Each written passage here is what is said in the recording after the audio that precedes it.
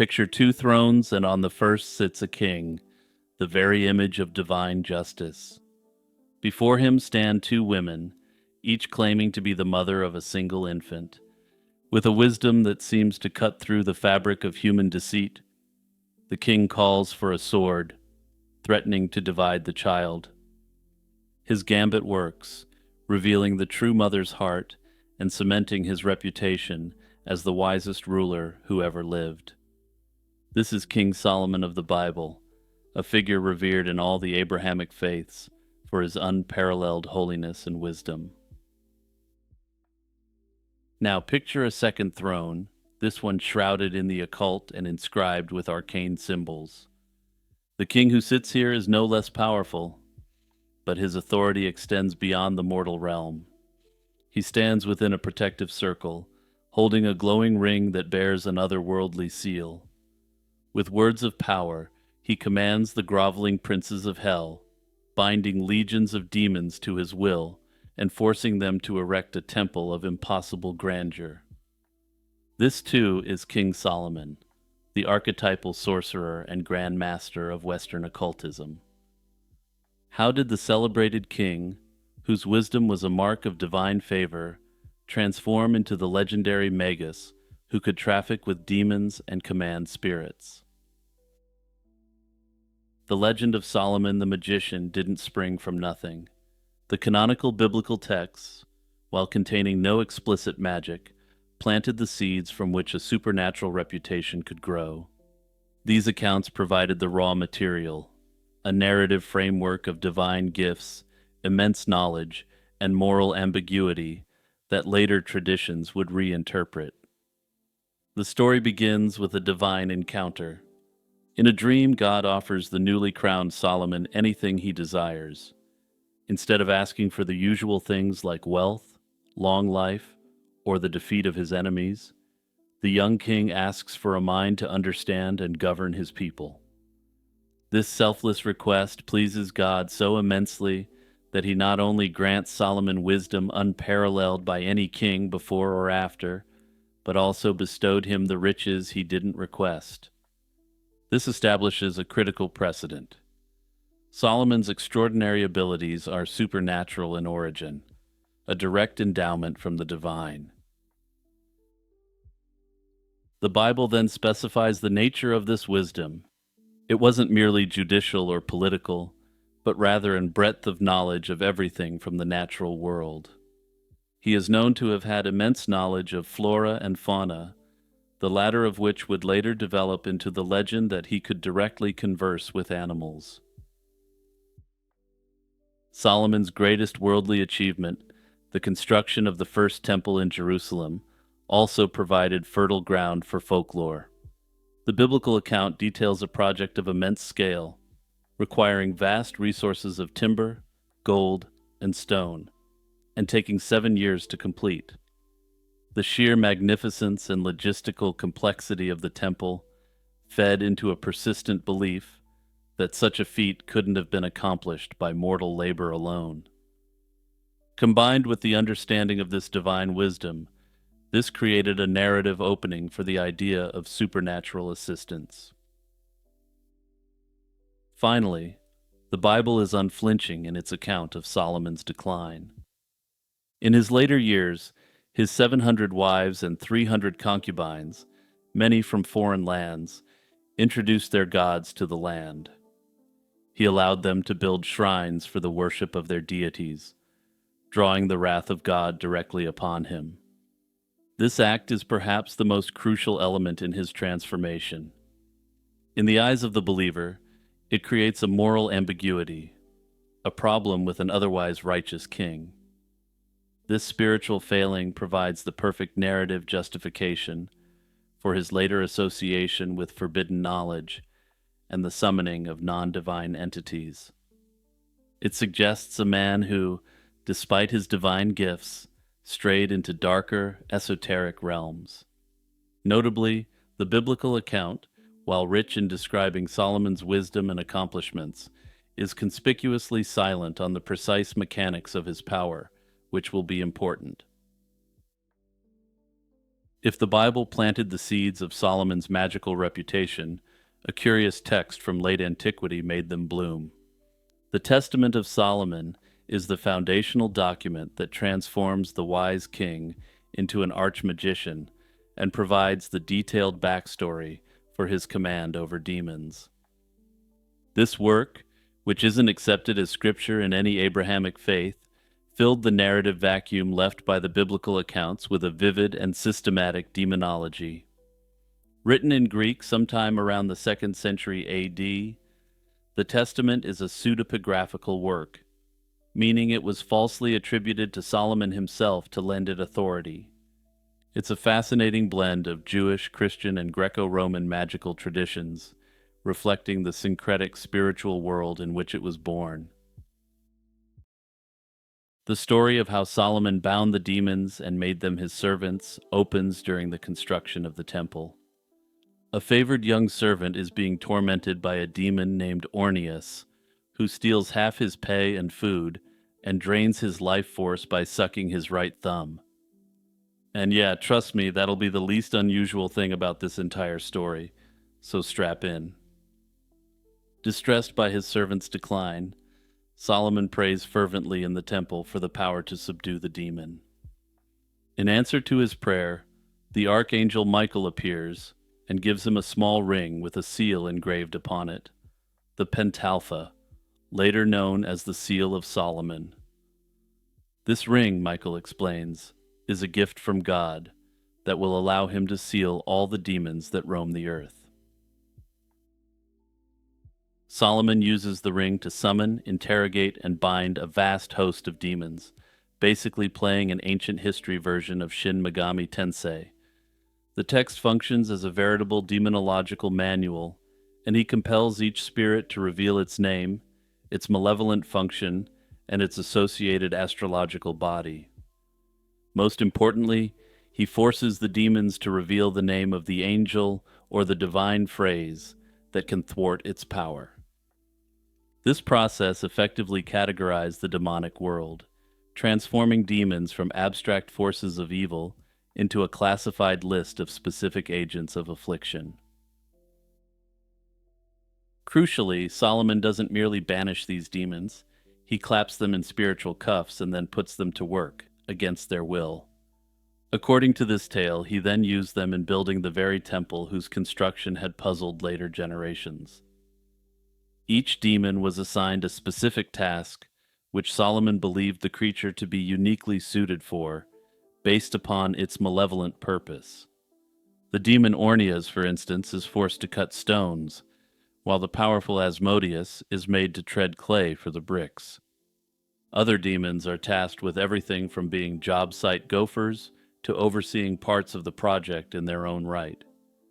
And yeah, if you think your boss is bad, just try to work for a demon who isn't doing the job willingly. This masterstroke of storytelling directly connects Solomon's magical power to his greatest biblical achievement, providing a supernatural explanation for its legendary grandeur. The Testament concludes by echoing the biblical account of Solomon's fall, but with a magical twist. Seduced by a foreign woman, he agrees to sacrifice to her gods. Solomon, ultimately being a faithful person, thought there would be no harm in a minor nominal sacrifice. However, with this act, all the gifts that God had given him departed, and he was left powerless to both humans and demons. The Testament of Solomon provided the narrative, but it was during the Middle Ages that this story was transformed into a system of practice. A new genre of texts emerged, the grimoire, or magical handbook. Falsely attributed to King Solomon to grant them an aura of ancient and holy authority, these books were not stories, but practical manuals for aspiring magicians. They promised to teach the very arts that the legendary king had mastered before he squandered it all. There was also another more pressing reason why these grimoires were tied to Solomon. If they weren't tied to someone of undoubted holiness, they could much more easily be construed as books composed of ancient and evil magic, in essence, regular illegal witchcraft. The most famous of these are the Key of Solomon and its later, more notorious offshoot, the Lesser Key of Solomon. Likely written in the 14th century in Italy and compiled from earlier medieval occult traditions, these works moved beyond folklore into codified ritual. They provided step-by-step instructions for everything the ceremonial magician needed. This included rites of personal purification, fasting, and prayer, as well as blueprints for crafting magical tools like wands, swords, and robes. There were, of course, lists of incantations and conjurations to summon and compel spirits to do the operator's will. The goals of these spells were generally focused on gaining power, gaining knowledge or wisdom, finding treasure, or falling in love. The first book of the Lesser Key, known as the Ars Goetia, became the definitive text on Solomonic demonology. It presents a highly organized and bureaucratic vision of the infernal realms. The text catalogues 72 specific demons, whom Solomon supposedly sealed with his magical ring. Each demon is assigned a rank within a complex feudal-style hierarchy reflective of medieval Europe. There are kings like Baal and Paimon, great princes of hell like Stolas, dukes like Barbados, amongst many others. And I know more than a few Genshin Impact players probably just had to pause the video right there for a second, because yeah, you heard that name correctly. For each of these 72 spirits, the Ars Goetia provides a unique sigil, or seal, a cryptic symbol that acts as the demon's spiritual signature and the key to its summoning. It also describes the demon's appearance and its specific powers, or the knowledge it can impart. For example, King Baal, the first spirit listed, can teach the art of invisibility, while President Marbas can cause and cure diseases and improve knowledge of machines. Notably, according to the book, the magician doesn't worship the demons. They beat them into submission spiritually, using divine and angelic powers, just like Solomon. The journey of King Solomon from a wise ruler to a master of demons is a testament to the power of storytelling and the enduring human desire to understand and control the unseen world. This Solomonic tradition became foundational to the development of Western ceremonial magic. By attributing their forbidden arts to a revered biblical king, magicians could frame their practice not as a wicked invention, but as a lost, sacred science.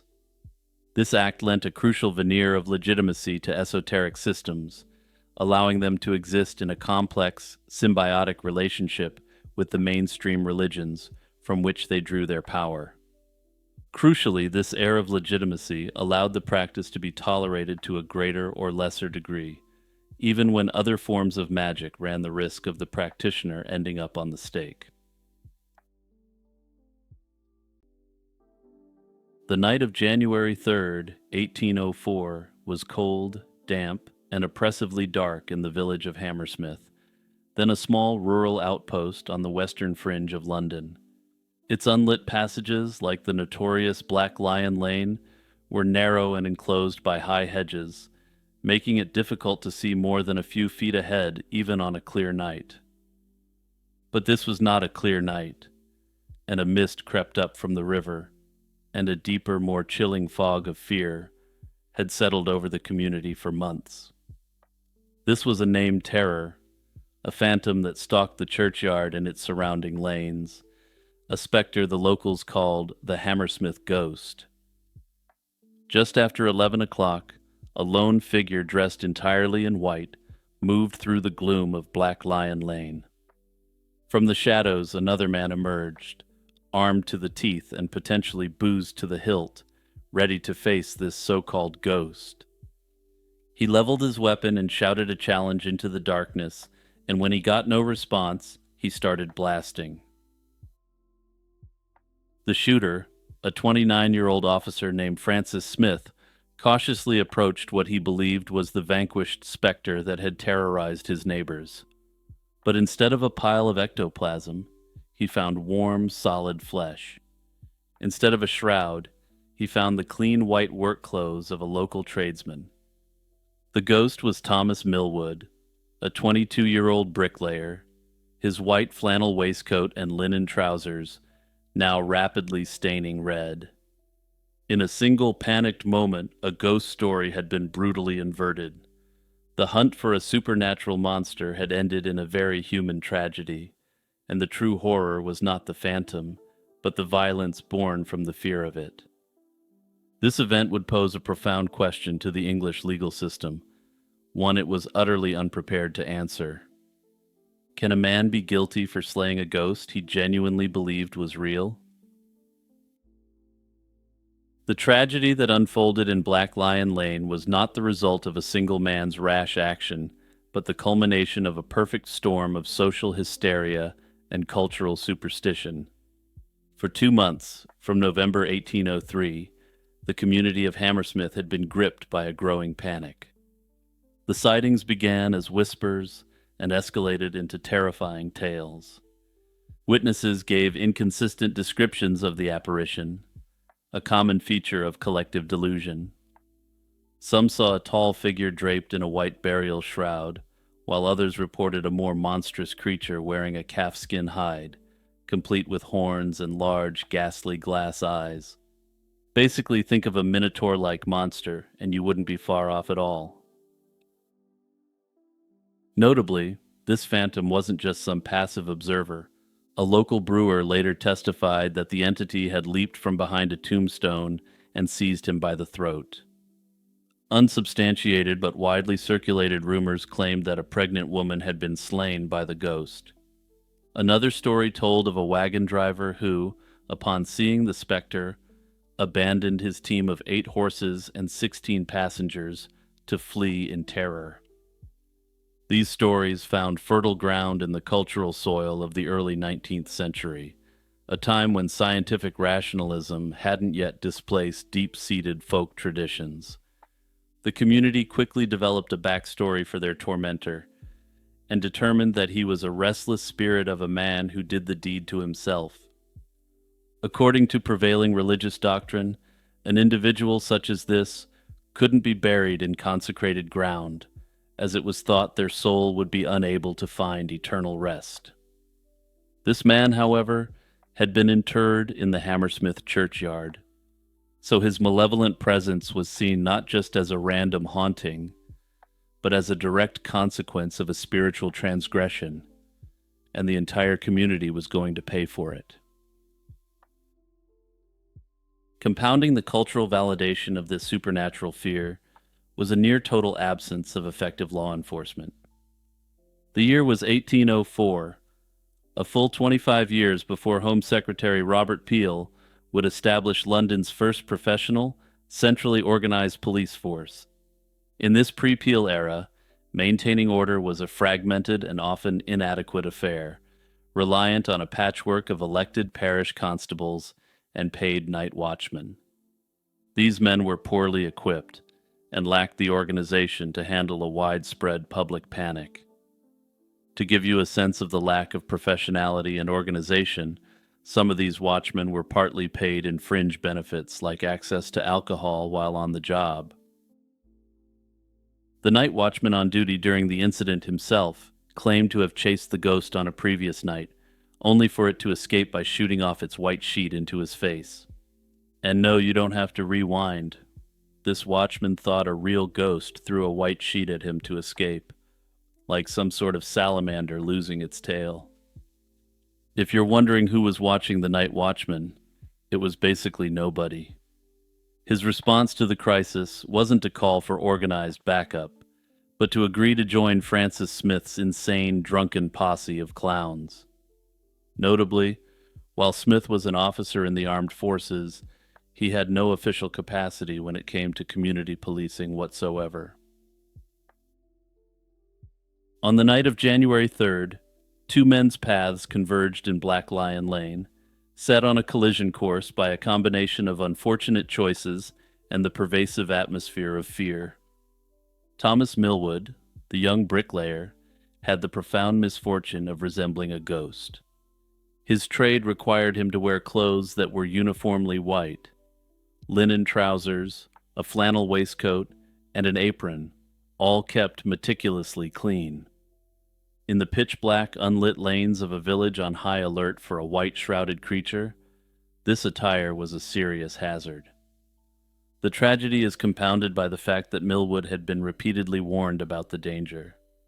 His family and even his landlord had seen the risk and begged him to wear a dark greatcoat over his work clothes when he went out at night.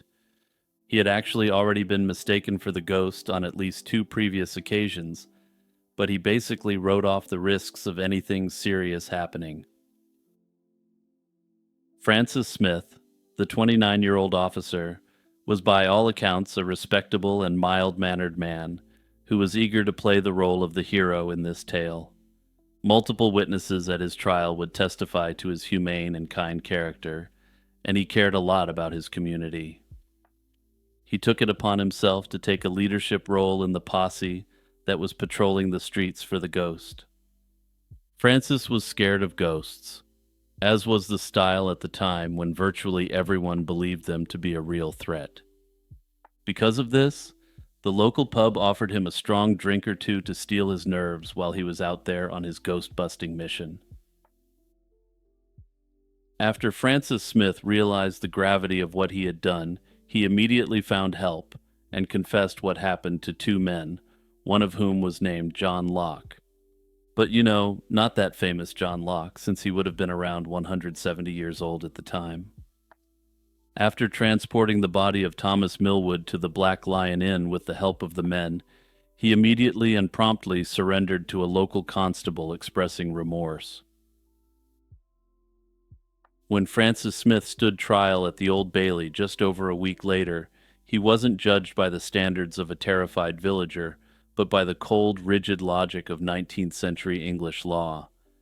The case exposed a deep chasm between common-sense morality and the strict letter of legal doctrine. Smith was charged with having ended the life of Millwood willfully and pleaded not guilty, his defense resting on the claim that he had made an honest and tragic mistake. He had believed he was confronting a dangerous supernatural entity and was in a state of mortal terror. The jury was clearly moved by this argument. They heard extensive testimony about the widespread panic the ghost had caused, the violent nature of its reported attacks, and Smith's own good character and profound remorse. After deliberating for an hour, they returned a verdict that reflected this sympathy. He was guilty of the much lesser crime of manslaughter, which acknowledged that he committed the act but had no malicious forethought whatsoever. It was a verdict that seemed to align with a sense of fairness and the tragedy that occurred. Literally nobody in the community thought Francis Smith committed this act intentionally in any way whatsoever. However, the presiding judge, Lord Chief Baron Sir Archibald MacDonald, flatly refused to accept the jury's finding. But before you think he's the villain in the case here, his actions would actually save the life of Smith.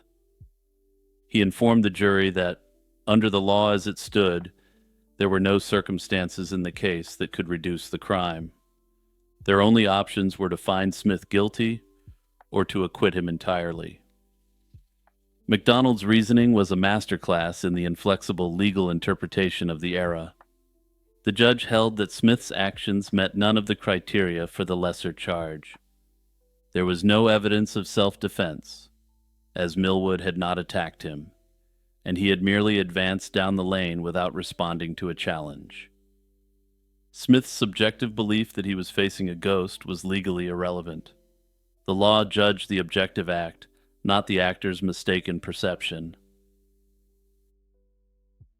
MacDonald's most devastating point, however, was what became known as the best case fallacy.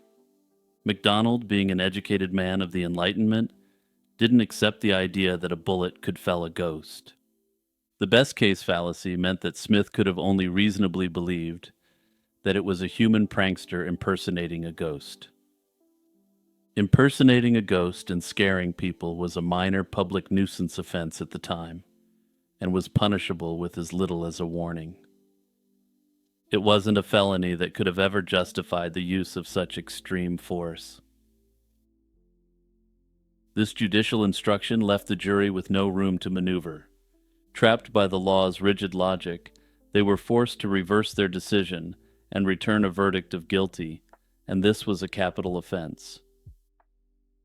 Francis Smith, the mild-mannered man who set out to protect his community from a phantom, was sentenced to be hanged by the neck. The trial demonstrated how the legal system of the day operated like a machine, incapable of processing the messy, irrational data of human fear and honest error. The verdict wasn't a failure of the judge, who correctly applied the law, but a failure of the law itself to accommodate the complexities of the human mind. The legally correct but morally troubling verdict immediately set other forces in motion, revealing a more complex ecosystem of justice that operated beyond the courtroom walls. And just wait for it, because our friend Lord Justice MacDonald is going to put on a true masterclass of getting the right result while working within the strict confines of the system. The public reaction to Smith's sentence was one of overwhelming sympathy. Contemporary accounts described the courtroom spectators as being deeply moved by his obvious contrition and terror at his fate. The entire country became convinced that the law was going to eliminate an innocent man, and this groundswell of public feeling had an immediate effect. Lord MacDonald, despite his rigid application of the law during the trial, was sensitive to the unique circumstances, and he decided to put the concept of justice above the law. He announced in court that he would immediately report the case to the king, George III. As any fan of this period of history knows, George III was completely mentally incapable by this point, so all royal decisions were made by his son, Prince George.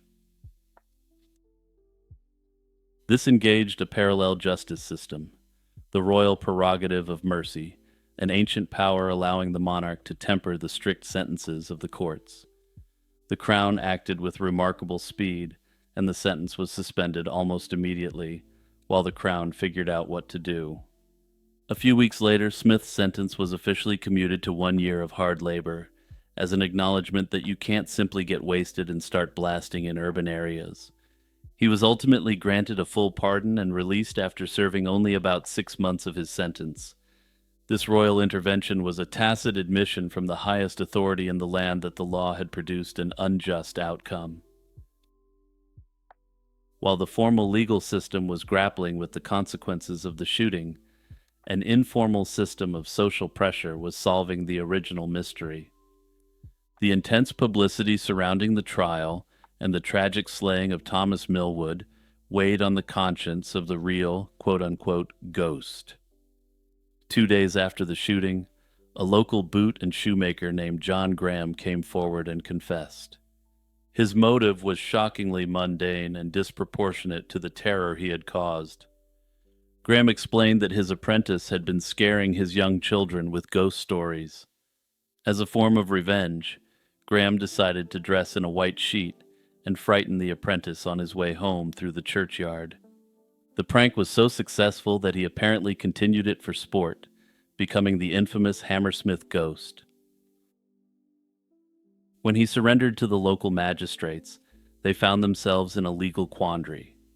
Given that his normally minor public nuisance offense had led to a tragedy, they were unsure exactly how to charge him. To bring a big case and leave the man with a fine seemed almost insulting to the legacy of Millwood, so they released him on the condition that he never impersonate a ghost again, and according to the historical record, he never did. In one final weird historical mystery arising from this case, something strange began to happen after. People began to claim to see the true spirit of Thomas Millwood in Hammersmith, and at the Black Lion Inn, where his body was taken that night. This has raised the question whether John Graham, the so-called real Hammersmith ghost, was the only person dressing up and scaring people at the time. Given that the ghost sightings went on for years after, I have a few thoughts about this part of the Hammersmith enigma. I suspect John Graham may have continued being a public nuisance regardless of telling the authorities that he wouldn't be one. After all, his initial story is quite odd since he managed to scare his apprentice but just kept doing it anyway. Further, given that the case had become a nationwide phenomenon, I also think that some thrill seekers may have tossed on a sheet in a one-off event. As for the sightings within the Black Lion Inn itself, it seems like a mass hysteria event overlaid upon a sincere belief in ghosts. After all, if there was anyone who would be a vengeful spirit in this situation, it was Thomas Millwood, the innocent man who was walking home in his work-mandated clothing.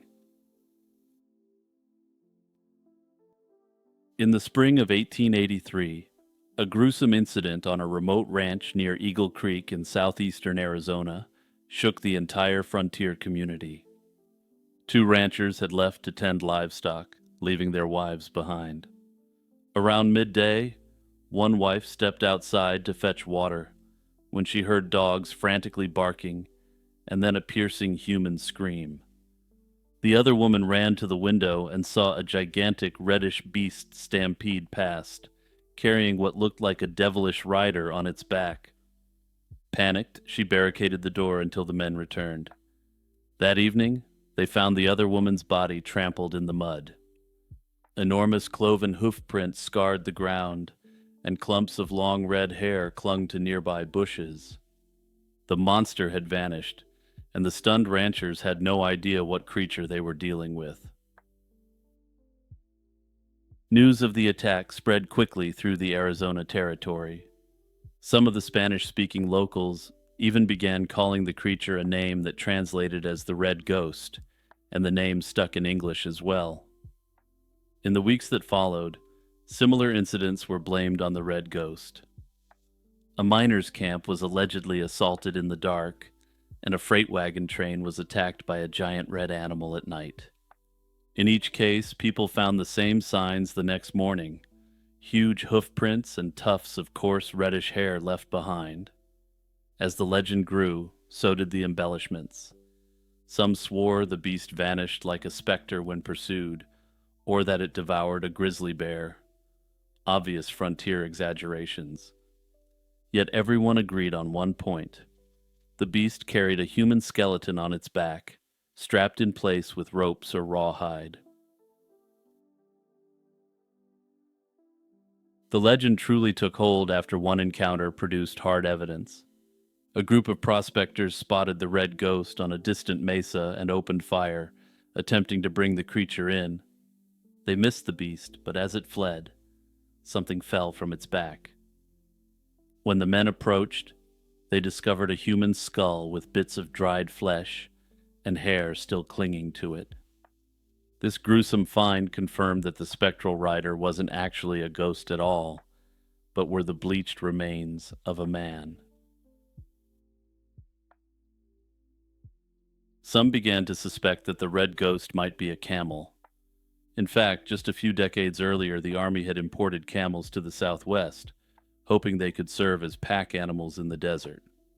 The camels survived the harsh climate well, but they spooked other animals and proved difficult for cavalrymen, familiar with horses, to handle. The Civil War interrupted this Camel Corps experiment, and the Army eventually abandoned the project. Many camels were sold off or processed into camel steaks, but others were simply turned loose into the wild. By the 1880s, sightings of feral camels in Arizona weren't uncommon. This history offered a plausible explanation for the Red Ghost. It was likely one of those abandoned camels, albeit one saddled with a ghastly extra passenger. According to traditional tellings, in 1893, the Red Ghost met its end. A farmer spotted a massive red camel grazing on his land and decided to cut it down with a single blast. Personally, that wouldn't be my first thought if I saw a camel on my property, but to each their own, I suppose. On examining the fallen beast, he found rawhide straps still wrapped around its body, indicating that it was a camel that had gone feral at some point. According to traditional Arizona camel lore, this fact confirmed that this was indeed the camel that previously had the skeleton strapped to it. With the creature slain, the question remained, whose bones were those, and how did they end up on a camel's back? In the aftermath, various explanations arose. One story held that the skeleton was a desperate prospector who lashed himself to a camel, hoping it would lead him to water. If this story is true, I think this prospector should have done some more reading on camels first. Last I checked, a camel is just about the worst animal to strap yourself to in hopes that it'll lead you to a drink. Another claimed the victim was forcibly tied to the camel and sent out into the desert, surely dooming the man. According to this version of events, the pattern of the binding supported the idea that someone else had tied the man onto the animal. In other words, a cruel human act, rather than something supernatural, potentially led to the Red Ghost's tragic creation. After the Red Ghost's demise, reports of wild camels in Arizona dwindled, and by the early 20th century, the last of the Camel Corps strays had died off or been captured. Notably, skeptics question whether the story of the camel being shot down in 1893 is true at all, or whether that's simply part of the legend. The only parts of the story that can truly be verified is the fact that people in late 19th century Arizona believed Red Ghost existed. A camel sighting would have likely been quite jarring, and there were numerous feral camels, so it makes perfect sense that a mythos would have developed around them. At the end of the day, this ghostly dromedary may be nothing more than an Old West tall tale that's come down to us modern people as at least having a kernel of truth.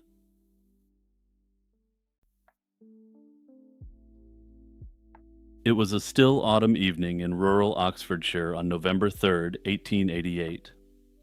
Farmers had settled their flocks for the night, penning the sheep safely behind fences as usual. The countryside was quiet and uneventful, but shortly after 8 o'clock, that peace was shattered in a night of sheep-induced terror, an event that later writers would dub the Great Sheep Panic of '88. Between 8 and 9 that night, an unprecedented panic swept through flocks across roughly 200 square miles of English countryside. Sheep that had been calm just minutes earlier suddenly bolted as if some invisible terror had descended upon them. They smashed through fences and hurtled over pens, entire herds galloping off in every direction across fields and through hedges. The hill country north of the River Thames was especially hard hit, with shepherds later recalling that all their flocks seemed to go wild simultaneously. Villagers called out to one another in the darkness, trying in vain to understand what was happening as the sounds of havoc carried through the night. People stood in their doorways listening to the bewildering din of bleating and trampling, unable to see anything in the black fields. By the time the chaos finally subsided, the orderly calm of rural life had been upended. When daylight broke on November 4th, the full scale of the event became clear.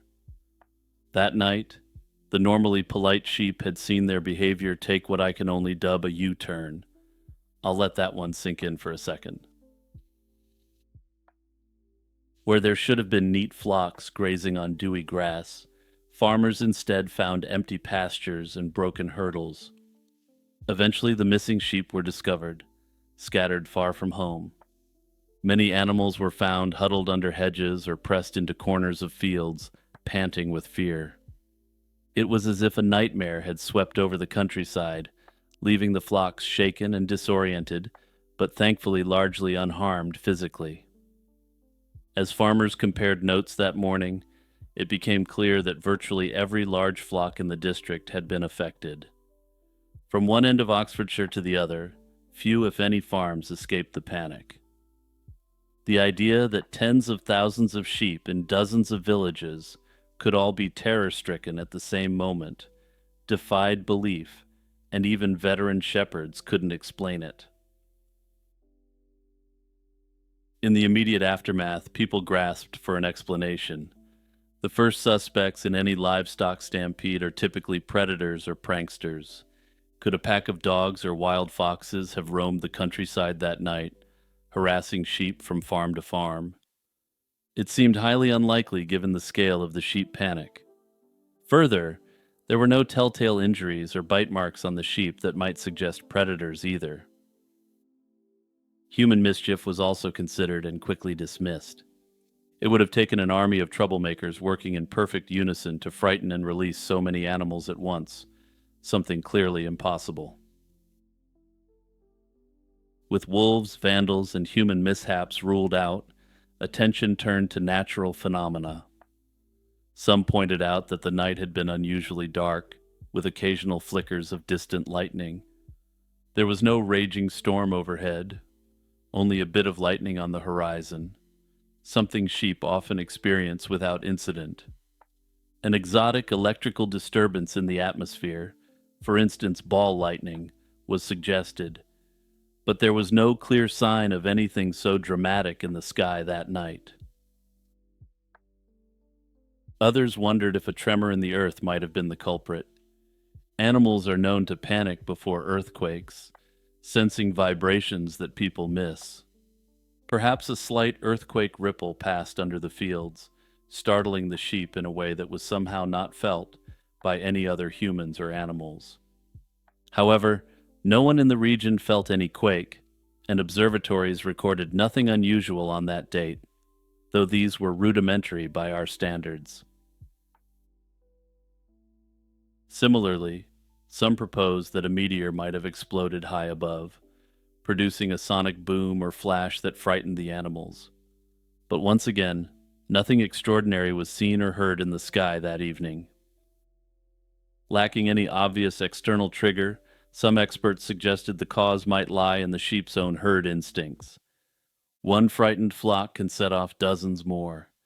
If even a couple of groups of sheep had entered panic mode for any reason, their frantic bleating and movement might have carried through the still night air and alarmed other flocks.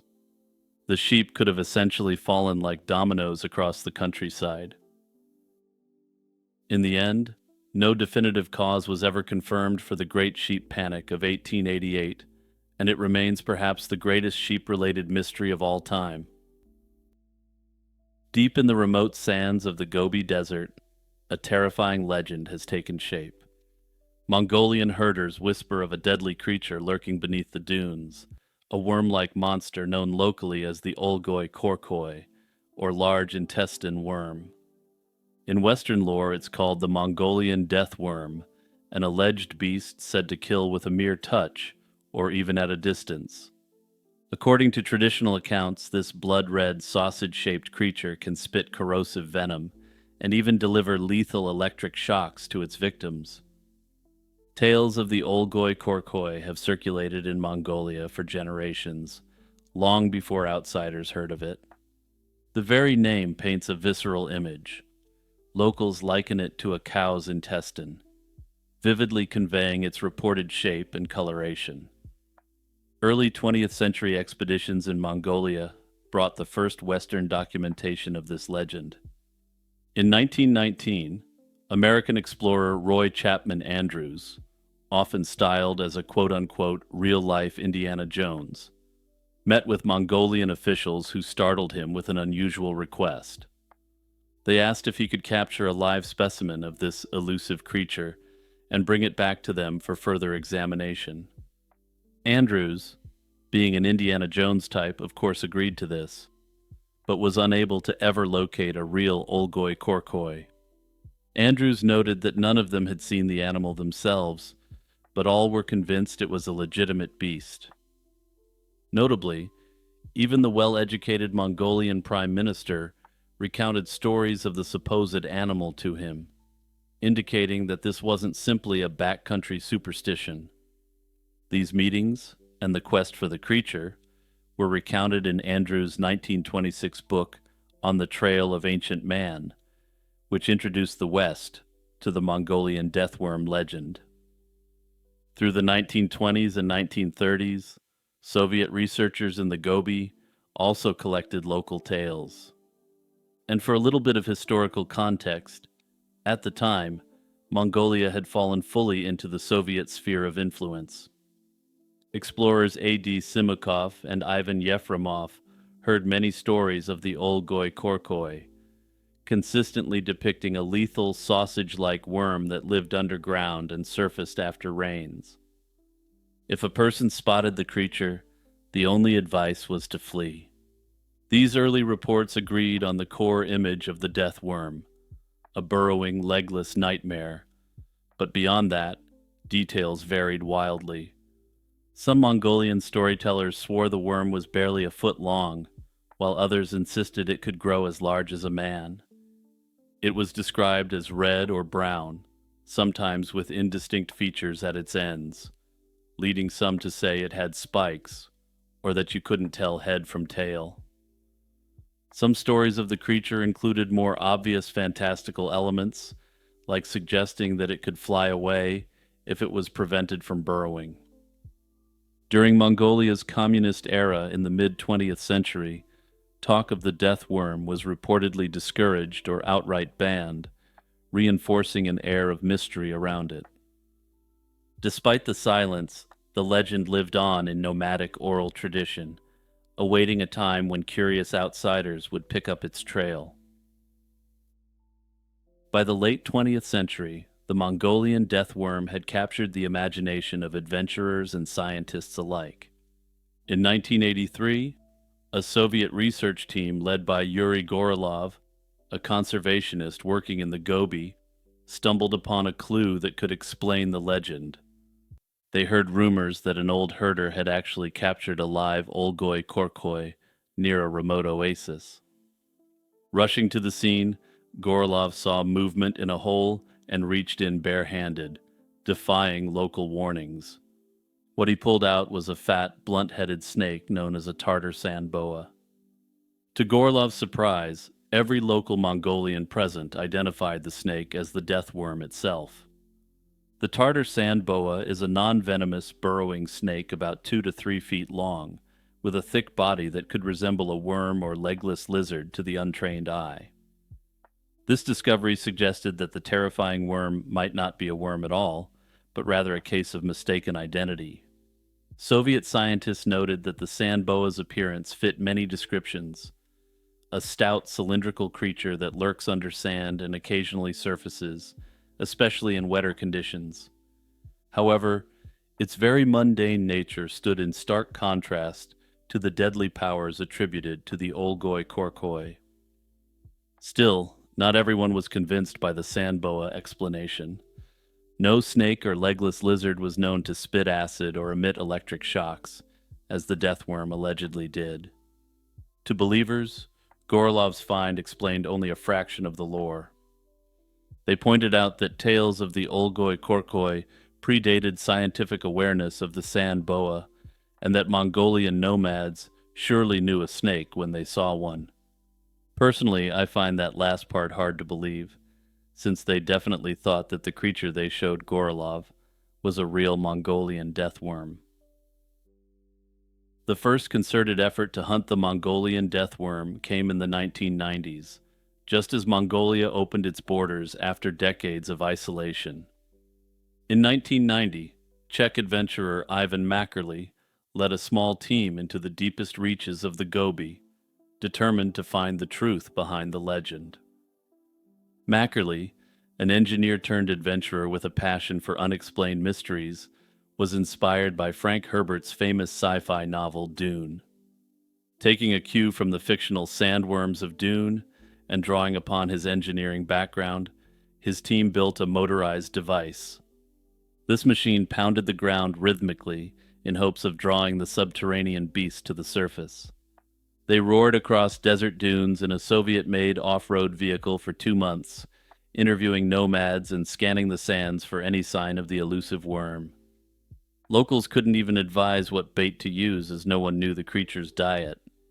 So the team naturally resorted to creative tactics, like using explosives to try to scare the creature to the surface when their makeshift machine didn't work. Mackerly's 1990 expedition, though it didn't catch a monster, made a strong impression and raised the profile of this beast tremendously. Undeterred, Mackerly returned to Mongolia in 1992 for a second search, this time consulting local shamans for guidance and going fully down the Olgoi-Korkoi hole. One shaman issued an ominous caution. The Olgoi-Korkoi was no mere animal, he said, but a malevolent spirit of the desert. Interpreting what this shaman said, I think we may be able to infer that he meant something along the lines of, "Bro, it's definitely not real, but good luck." In 2004, Ivan Mackerly embarked on a third and final mission to the Gobi. This time he took to the skies in an ultralight aircraft, surveying the vast desert from above for any anomalous movement or tracks. From the air, the Gobi's expanse only reinforced how improbable it would be to find a single worm-like animal, if it even existed at all. Like the expeditions before, no hard evidence emerged. Mackerly, who had spent a good portion of his life chasing the death worm and other mysteries, admitted later in a 2007 interview that he had grown more skeptical about the creature. To date, every attempt to find this creature has turned up empty-handed. However, some still speculate that the Mongolian death worm may be an animal that has yet to be documented by science. While it's universally accepted that the creature has had several layers of legend overlaid upon it, the fact that there may be a kernel of truth keeps adventurers searching. Nestled in the Tver region of western Russia lies Lake Brosno, a lake as rich in local lore as it is in water. Also, I have no idea what I was thinking when I wrote that line, and I thought about rewriting it as I was recording it, but it's too silly not to leave in. For centuries, tales have circulated about a formidable creature inhabiting its depths, a beast known as the Brosno dragon, or Brosnya in Russian. Described as a dragon-like entity, this cryptid has been the subject of numerous legends and eyewitness accounts, some dating back to the 13th century. One of the earliest and most notable legends tells of an encounter between the Brosno dragon and the Tatar-Mongol army in the 13th century. As the story goes, Batu Khan's forces paused at Lake Brosno to rest and allow their horses to drink. Suddenly, a massive creature emerged from the water, roaring fiercely and devouring both horses and soldiers. Terrified, the army retreated, and the city of Novgorod was spared from invasion. Throughout the 18th and 19th centuries, reports persisted of a giant creature surfacing in the evenings, only to submerge when approached. During World War II, locals even claimed that the beast swallowed a German airplane whole. Eyewitnesses have consistently described Brosnya as a serpentine figure, approximately 16 to 20 feet in length, with a fish-like or snake-like head and large eyes. Some accounts add that the creature possesses an enormous tail and iridescent scales, with a few even suggesting it emits a bioluminescent glow. In 1996, a group of tourists from Moscow reported seeing a dragon-like creature in the lake. Their 7-year-old son was the first to spot it, leading to an apparent photograph of the creature. And I say apparent photograph because despite sources mentioning that such a photograph exists, none of these sources actually include the picture itself. The following year, a news magazine organized an expedition to Lake Brosno to further investigate the creature.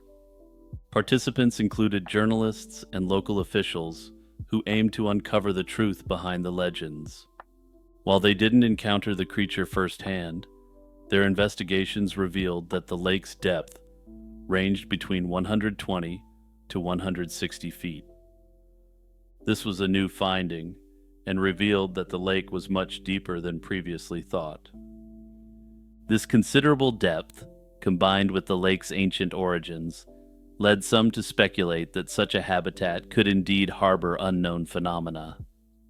Skeptics have proposed various explanations for the Brosno dragon sightings.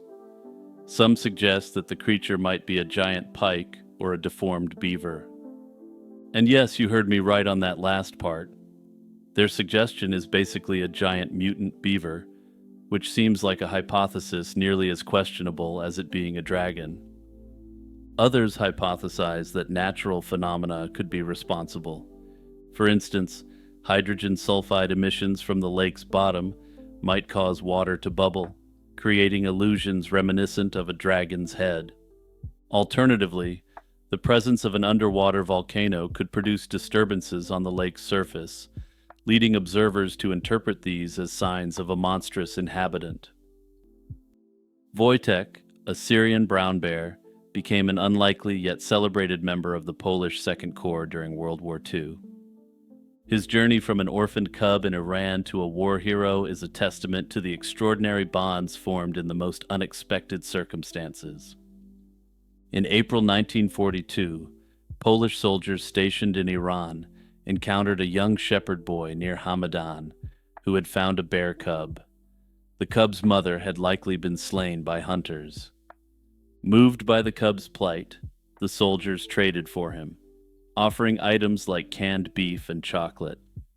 They named him Wojtek, a traditional Polish name that translates to happy warrior.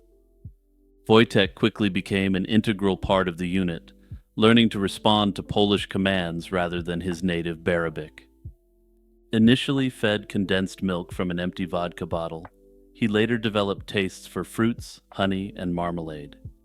Interestingly, he also acquired a liking for beer, which he often shared with his comrades. Reportedly, Wojtek would even indulge in smoking and enjoyed wrestling with the soldiers, showcasing his playful nature. As the unit prepared to move from the Middle East to Italy to join the British Eighth Army, they faced a logistical challenge. British transport regulations prohibited animals on troop ships. To circumvent this, Wojtek was officially enlisted as a private in the Polish army, complete with a service number and paybook. This enlistment allowed him to accompany his unit legally, since he was officially a soldier on par with his human comrades. During the grueling Battle of Monte Cassino in 1944, Wojtek's strength proved invaluable. He reportedly carried heavy crates of artillery shells, each weighing approximately 100 pounds, to aid in the resupply efforts. Witnesses noted that he never dropped a single crate, mirroring the actions of his fellow soldiers. In recognition of his contributions, the 22nd Artillery Supply Company adopted an emblem depicting a bear carrying an artillery shell. And personally, I think you may want to take a look at your screen right now if you're just listening, because damn, this emblem is aesthetic.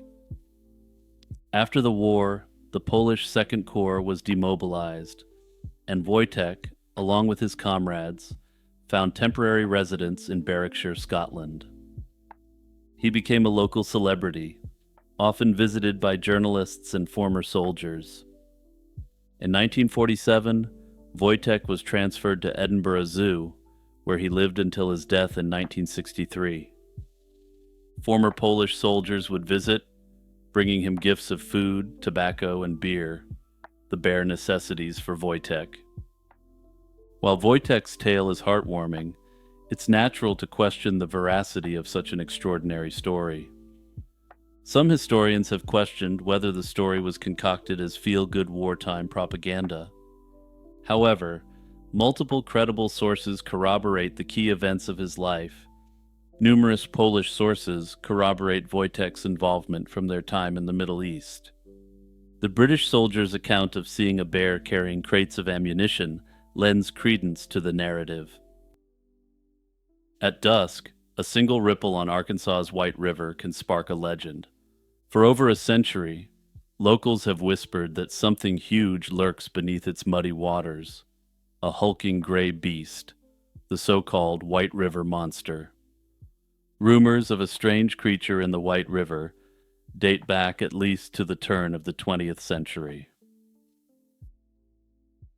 An Arkansas newspaper in 1912 reported that lumbermen saw a massive, boulder-like thing at the bottom of the river which suddenly moved, convincing them it was a giant turtle. Over the next decade, a few other witnesses claimed to see an animal with gray, crusty skin blowing water into the air. These local tales remained obscure until the summer of 1937, when the monster exploded into national news. In July 1937, near Newport, Arkansas, farmer Bramlett Bateman rushed to the White River after his farm hands alerted him that something enormous had risen from the water. Bateman later described the creature as wide as a car and 3 cars long, with a smooth, wrinkled hide like that of an elephant. He wasn't alone. At least 3 other locals attested to the same sight. As word spread, the elusive beast earned the nickname Whitey. Newport soon caught monster fever, and the town quickly built a viewing platform on the riverbank and charged 25 cents admission to crowds of sightseers. Reporters and thrill seekers poured in, giving the town a much-needed influx of cash during the Depression. The White River Monster became a media sensation. A scuba diver was even hired to search the deep pool where Whitey was seen, but after several dives into the murky water, he came up empty-handed. Some experts suggested at the time the creature was nothing more than an oversized fish, perhaps an alligator gar or giant catfish, or even a floating log stirred by bubbles. By late July, with no definitive proof, the frenzy died down. The mysterious creature slipped out of the headlines, leaving behind only stories and a newfound local legend. The White River Monster stayed quiet, or at least out of the news, for the next few decades, but it simmered below the surface, growing into an Arkansas urban legend. It surfaced again in the early 1970s. In 1971, fresh reports from Newport reignited interest. Several locals claimed they saw a gray, humped creature in the river that summer. One man even snapped a blurry photo of a spiny-backed hump in the water, and soon afterward, enormous 3-toed footprints were found pressed in the river mud. Also, while I do have the photograph taken at the time on the screen right now, this is one where I really can't recommend that you take a look if you aren't already doing so. There does appear to be something there that could technically be described as humps, but the photograph is simply too blurry to be useful at all. I suppose that's par for the course for cryptid photography, though. At any rate, despite the grainy nature of the photo, excitement swept the area once more. In 1973, Arkansas's legislature declared part of the White River a White River Monster Refuge, legally protecting the creature within that stretch. By 1974, the sightings had stopped as abruptly as they began, and the monster once again slipped back into obscurity. Dozens of theories have bubbled up over the years. One popular biological theory holds that the monster was actually a known animal misidentified in an unfamiliar environment. For instance, some researchers point to the Florida manatee as a likely candidate. Manatees are massive, often 10 to 15 feet long, weighing over 1,000 pounds, and have smooth gray or nearly white skin. They also make loud blowing sounds when coming up for air, just like witnesses reported of the monsters. Notably, manatees can tolerate fresh water and sometimes wander far from Florida. There's historical precedent for this too, and one even swam to Memphis in 2006 before sadly perishing. A lost manatee in Arkansas could explain a lot. The creature's size, color, and tendency to surface and roll in the water would absolutely fit this cryptid. Many locals also favor the idea of an enormous alligator snapping turtle, a native river creature with a spiky shell and hefty body that could resemble a monster. Even so, the largest snapping turtles on record are still far smaller than a car-sized beast described in the White River Monster urban legend. Of course, there's always the chance that the White River Monster was more imagination than reality, a mix of exaggerated sightings and hoaxes. The 1937 monster craze gave Newport a welcome boost during times of economic hardship, so some believe the hype was deliberately encouraged for publicity. This may have explained the genesis of the urban legend, and from there people began to believe they really saw this fantastical creature. To this day, the White River Monster remains an unsolved mystery. What's certain is that the monster has left a lasting mark on Arkansas lore.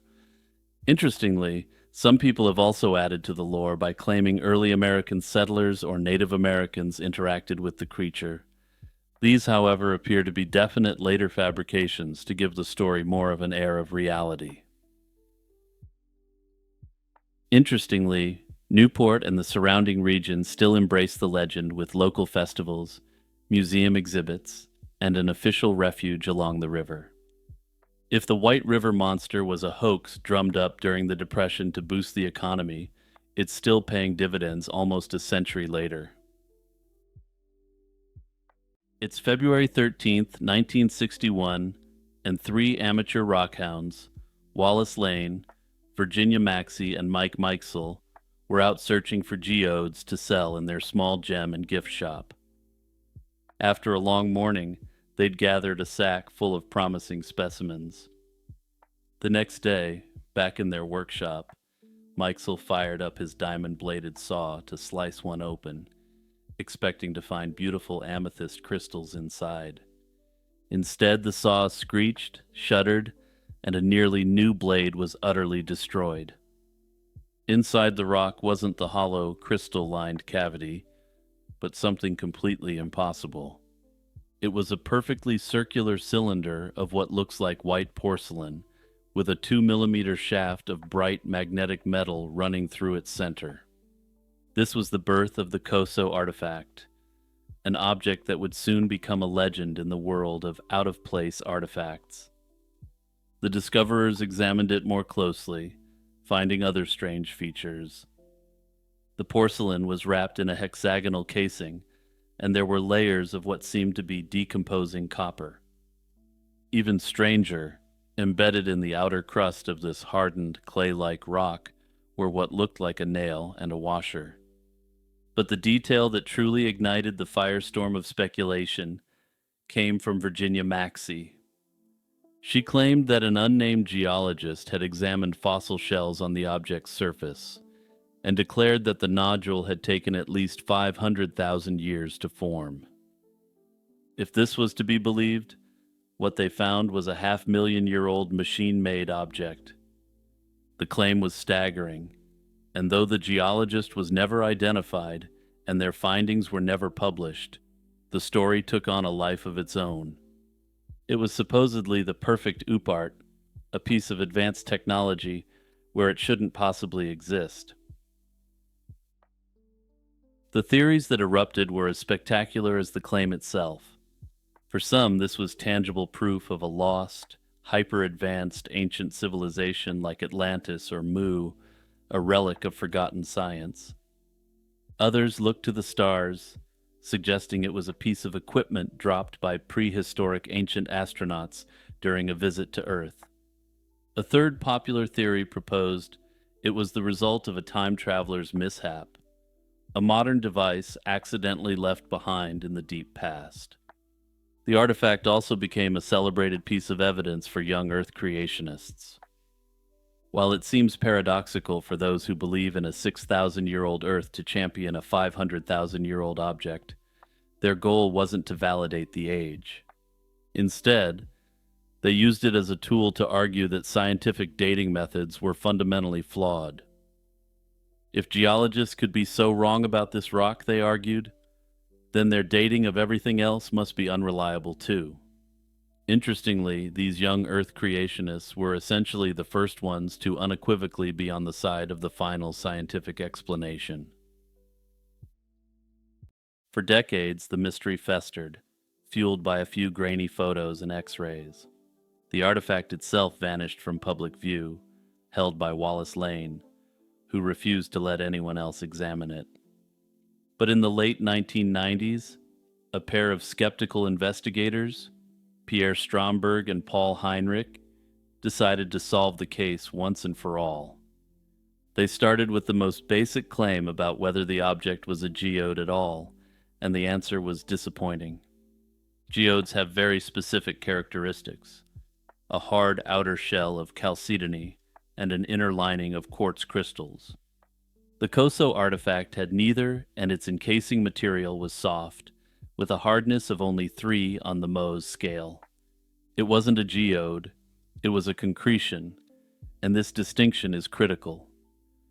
While geodes take millennia to form, concretions can form rapidly. When an iron or steel object is left in the ground, the process of rusting can cause minerals in the surrounding soil and water to precipitate and cement sediment around it. This forms a hard nodule in a matter of decades, not over the course of untold eons like a geode. The foundation of the mystery, the immense age, had crumbled, but they also wanted to find out what the object actually was. Using the old X-rays that were publicly available, Stromberg and Heinrich had a hunch and reached out to an unusual group of experts, the spark plug collectors of America. The reaction was immediate and unanimous, and the collectors positively identified the object as a 1920s-era Champion spark plug, the kind widely used in Ford Model T vehicles. Suddenly, every mysterious detail clicked into place. The porcelain cylinder was the plug's insulator, and the hexagonal casing was the impression left by the plug's steel hex nut.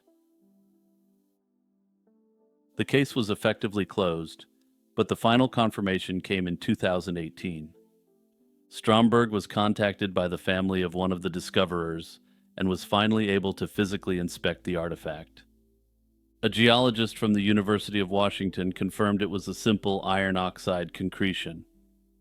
Importantly, the geologist found no evidence of the fossil shells that had started the 500,000-year-old claim in the first place. The Koso artifact wasn't a relic of Atlantis, a piece of an alien spaceship, or a time traveler's lost tool. It was very literally a piece of trash.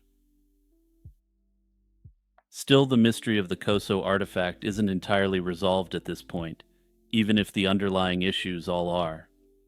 Whether the Koso artifact was an intentional hoax or a case of mistaken identity remains debated, though most evidence points to the latter.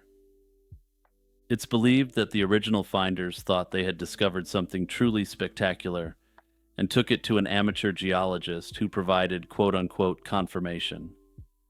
It's speculated that after that point, they ended up taking it to someone more reputable who advised them it was just a plain old concretion. After that, it's speculated that the original finders didn't really want any more attention on the object.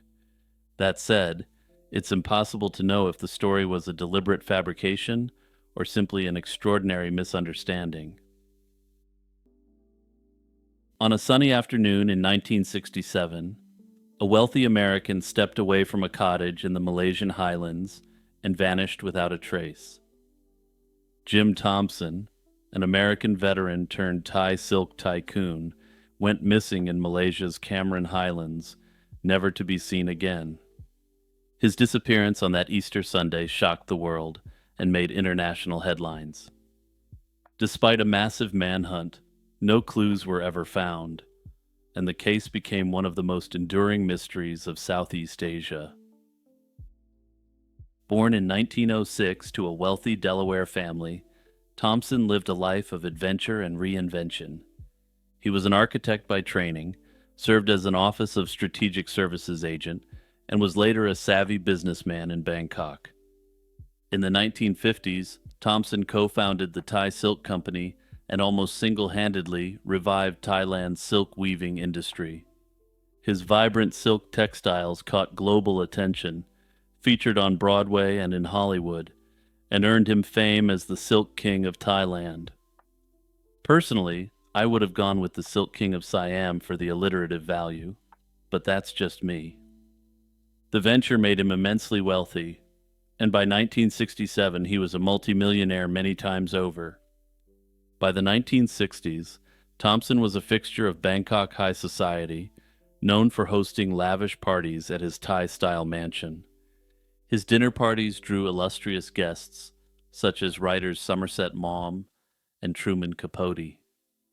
He was also an independent thinker deeply interested in Southeast Asian politics, Keep this part in mind because perhaps ironically, he believed the West had too much influence there. In March 1967, Jim Thompson, then 61, took a much-needed vacation to the Cameron Highlands of Malaysia. This was a cool hill retreat once popular with British colonial administrators. He traveled with a close friend, Connie Mangskow, to stay at Moonlight Bungalow, a getaway owned by his friend, Dr. Ling. On Easter Sunday, March 26, 1967, Thompson attended church in the morning with his companions and returned for lunch at the cottage. Around 1:30 p.m., he announced he was heading out for an afternoon stroll, waving goodbye as he walked down the bungalow's lone access road into the surrounding greenery. His companions noted he had been unusually restless and impatient that day, although nothing seemed seriously wrong. By late afternoon, Thompson had not returned. At first, his friends weren't alarmed. He was an experienced outdoorsman and former officer who knew his way around the jungle. But as dusk fell and he still hadn't shown up for evening tea, concern grew. Dr. Ling drove to a nearby clubhouse to see if Thompson had stopped in, but nobody there had seen him. With nightfall approaching, the reality set in. Jim Thompson was missing. The next morning, an all-out search was launched. Local police, the army, Aboriginal Orang Asli trackers, British servicemen on leave, and scores of volunteers fanned out through the highlands to look for any sign of the missing American. It quickly became the largest manhunt in Malaysian history, spanning dense jungle, steep ravines, and surrounding villages. Over an 11-day official search, more than 500 people scoured about 50 square miles of terrain, yet not a single clue turned up. After 11 days, the searchers admitted that they weren't going to find him and called it off. With no hard facts to go on, speculation about Jim Thompson's fate has run rampant for decades.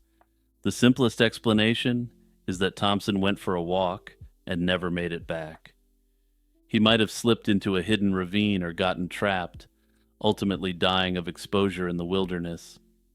Even after the massive search, it's possible his body lay just outside the area that was combed.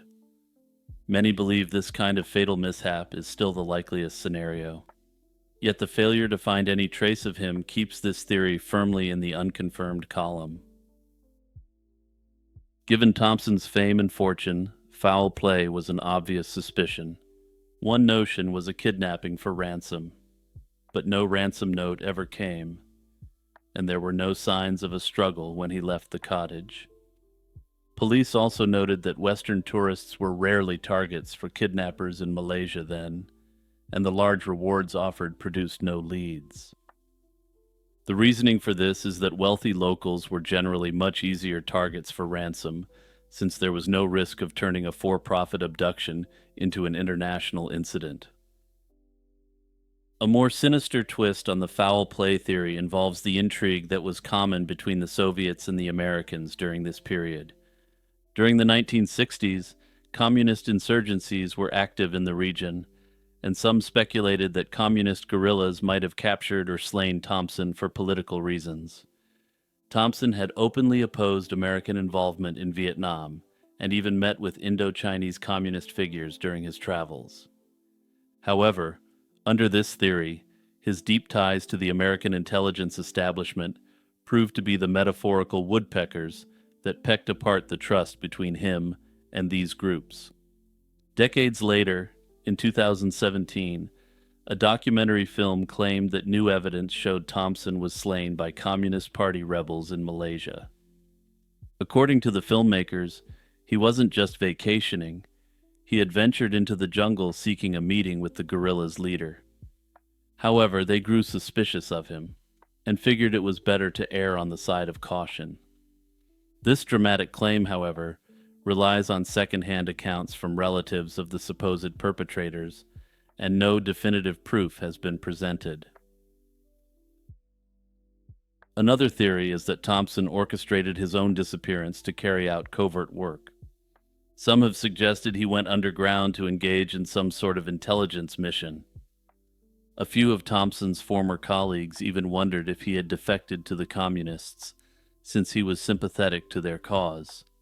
In the period before he vanished, Thompson was said to be frustrated with the Thai government and disillusioned with American policy in the region. However, there are no confirmed sightings that have ever placed Thompson alive after 1967, despite the occasional rumor. Finally, some speculate that a jealous rival or enemy might have targeted Thompson. His success in the silk trade, his fame, or past conflicts could have given someone motive to do him harm. One eerie coincidence has fueled this theory. A few months after Jim disappeared, his sister was found slain in her Pennsylvania home. The timing led some to wonder if the two cases were connected, that perhaps an unknown adversary was targeting the Thompson family. Investigators never solved the slaying of his sister, and officially there are no connections between the two cases. That said, I do have to question how investigators on the opposite side of the world could have possibly meaningfully linked up and shared notes in the 60s. More than half a century later, Jim Thompson's fate remains an enigma, a completely unsolved mystery. Perhaps the simplest explanation is the correct one, that Jim Thompson went for a walk, had a fatal accident, and was never found.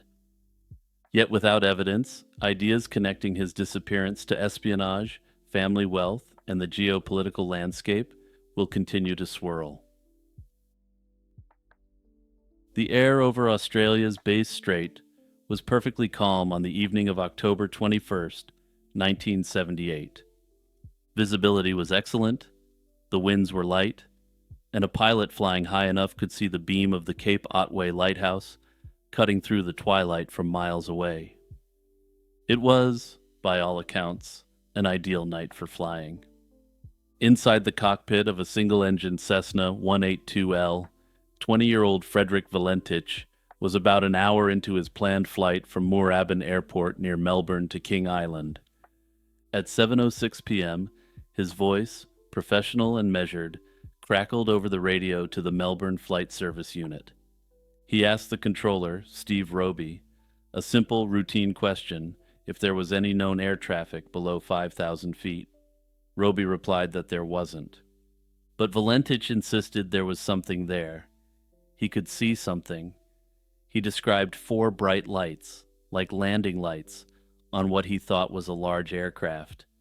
He said that it had just passed about 1,000 feet above him at an incredible speed. Over the next 6 minutes, a routine flight spiraled into one of aviation's most profound and enduring unsolved mysteries. The conversation that unfolded between the lone pilot and the ground controller was one of escalating strangeness. Valentich reported that the object was now approaching him from the east. His tone wasn't one of outright panic, but of genuine, deepening confusion.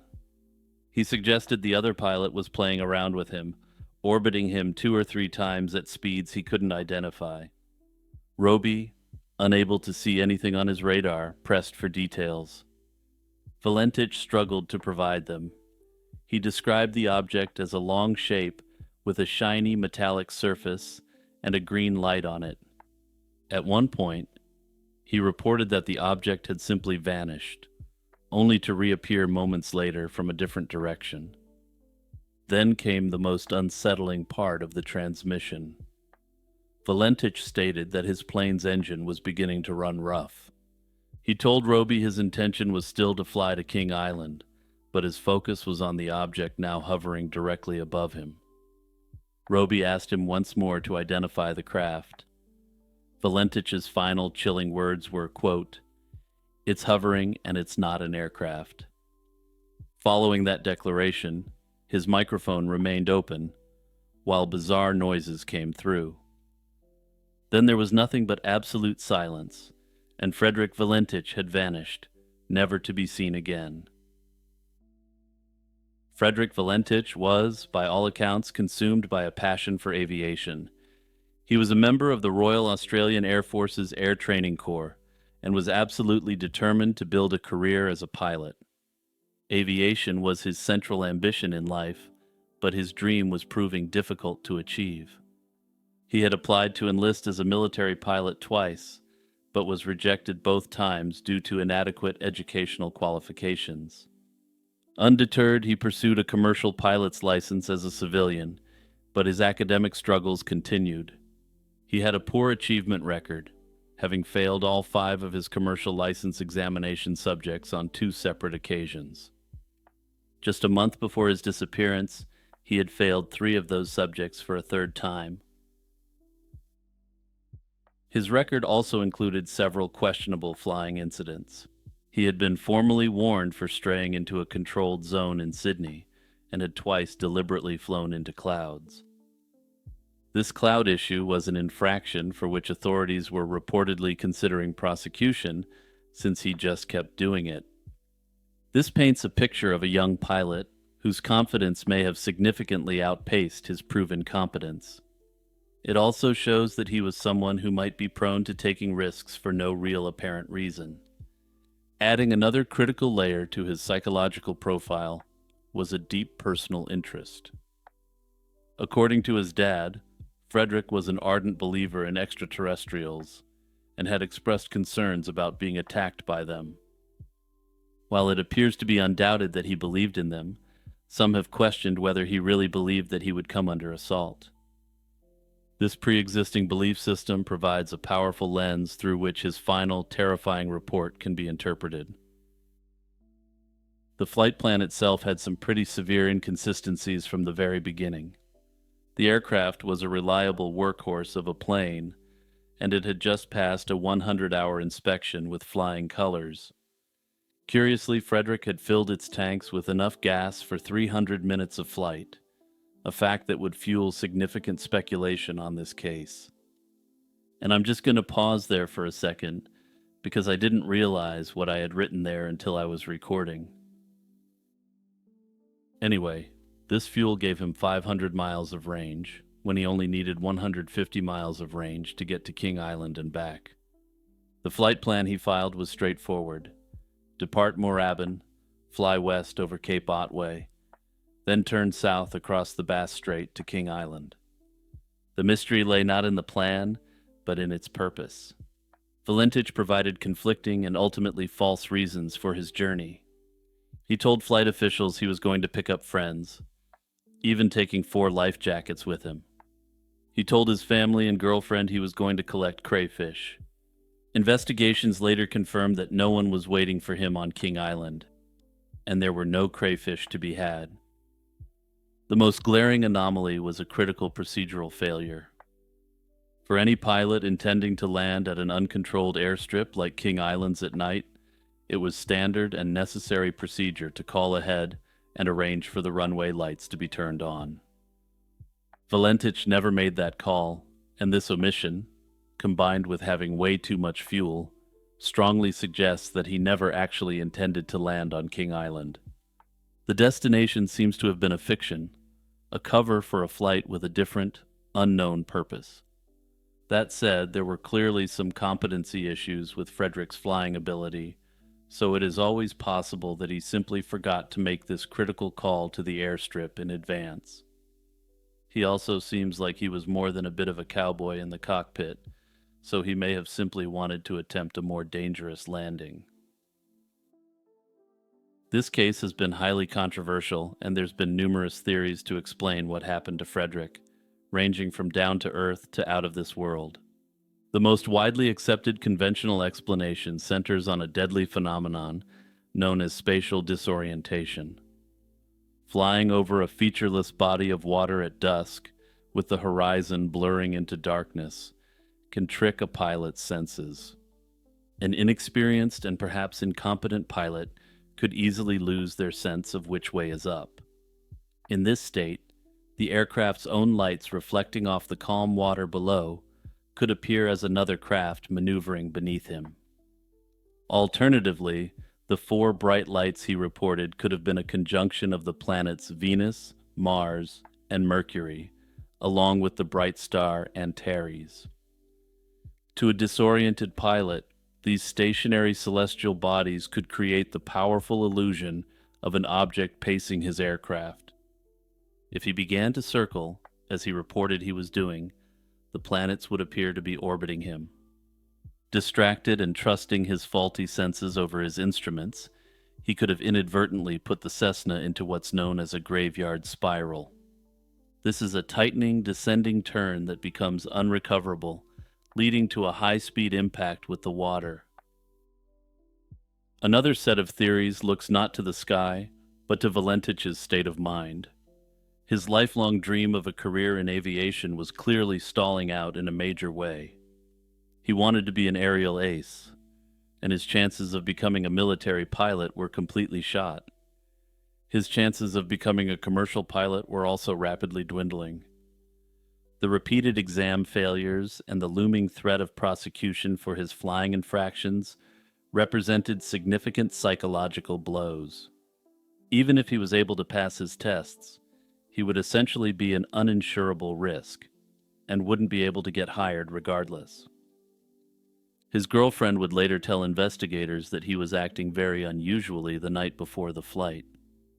This has led to speculation that the flight was a premeditated act. Perhaps he staged his own disappearance, using the Cessna's long-range fuel capacity to fly to a remote location and start a new life under a new identity. The elaborate story would have been the perfect cover to fly away and start new somewhere else. Of course, there's a more tragic version of this theory which suggests the flight was a way to leave behind his friends and family without the grief associated with an intentional act. The flight's lack of any legitimate purpose and his failure to arrange for landing lights lend credence to the idea that this was a one-way trip. However, his family and friends have always been adamant that he wouldn't have done this and was looking forward to the future. The third possibility is to take Frederick Valentich at his word. This theory claims that he was describing a real event as it happened. His report was detailed, his descriptions of the object's movements were specific, and his tone was one of genuine bewilderment rather than fabricated panic. This theory is bolstered by a number of belated eyewitness accounts from the ground. After the story hit the newspapers, several people came forward claiming to have seen strange, erratically moving green lights in the sky over the Bass Strait that same night. An amateur photographer named Roy Manifold was taking pictures of the sunset at Cape Otway around the time of the incident. I've put the Roy Manifold photograph up on the screen now, so if you're one of those people who just listens, take a look and tell me what you think this is. In the immediate aftermath, a massive 4-day air and sea search was launched, covering more than 1,000 square miles of ocean. Searchers found nothing. No wreckage, no personal effects, not even an oil slick that could be positively identified as coming from his Cessna. It was as if the pilot and his plane had simply been erased from existence. The Australian Department of Transport conducted a thorough investigation, but was ultimately unable to determine a cause.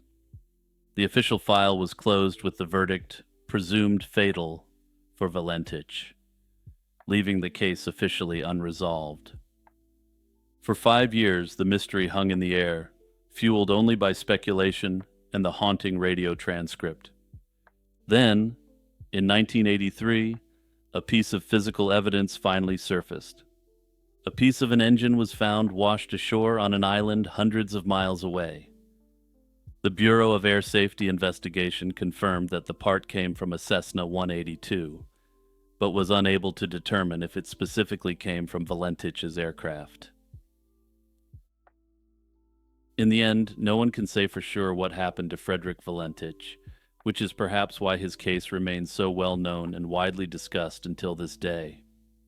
If you're a regular viewer, you know I don't usually ask this, but I'd definitely like to hear which theory you prefer in the comments below. I know there's also a bunch of theories out there on this one that I didn't touch on, but that's just because the lack of certainty gives theorists ample room for speculation. In the Fisherville neighborhood of Louisville, Kentucky, There's a place where the serene beauty of nature collides with a dark legend. Pope Lick Creek is an idyllic slice of the Kentucky landscape, with hiking trails that wind through old-growth forests and meadows that bloom with wild flowers. But looming over it all is a skeletal finger of rusted steel, a 90-foot-high, 800-foot-long railroad trestle, owned and operated by Norfolk Southern Railway. This bridge is the stage for one of America's most unsettling legends, the tale of the Pope Lick Monster. For generations, stories have been whispered about a creature that haunts this spot, a grotesque hybrid of man and goat, or perhaps man and sheep. But the truly chilling part of this story isn't the monster. It's the very real, very long list of people who have perished here, lured to their doom not by a cryptid's hypnotic gaze, but by the siren song of the legend itself. Locals have described a creature with the muscular torso of a man and the fur-covered legs of a goat, complete with cloven hooves. While the earliest records seem to indicate that the creature was thought to be a sheepman, it morphed from a friendly sheep to the more satanically aligned barnyard animal later. Its face is said to be a pale alabaster mask, with wide-set eyes and sharp horns jutting from its forehead. The stories of its origin are extremely varied. The most popular version claims it was a circus freak, a horribly mistreated creature that escaped when a circus train derailed on the trestle during a violent thunderstorm. Another tale paints it as the twisted reincarnation of a farmer who sacrificed his goats to the devil for dark powers, only to be transformed into the very thing he destroyed. Still others rationalize the legend, suggesting it was just a reclusive hermit or a scientist disfigured in a lab accident who scared people away from the tracks. Whatever the case, the legend is clear that the monster uses hypnosis or mimics human voices to lure trespassers onto the trestle, right into the path of an oncoming train. But the truth is, the trestle needs no actual monster to eliminate its victims, and it's a perfect trap all on its own when combined with the legend. Contrary to a misconception popular among thrill seekers, the tracks aren't abandoned, not even in the slightest. They're a major and frequently used freight artery into Louisville. The bridge has no walkways or railings, just a few feet of uneven railroad ties on either side of the rails before a 9-story drop. The curve of the track and the surrounding woods can muffle the sound of an approaching train until it's too late. Once a train appears, there's no escape to be had unless the train coming is very short, and even then it requires ape-like athletic ability.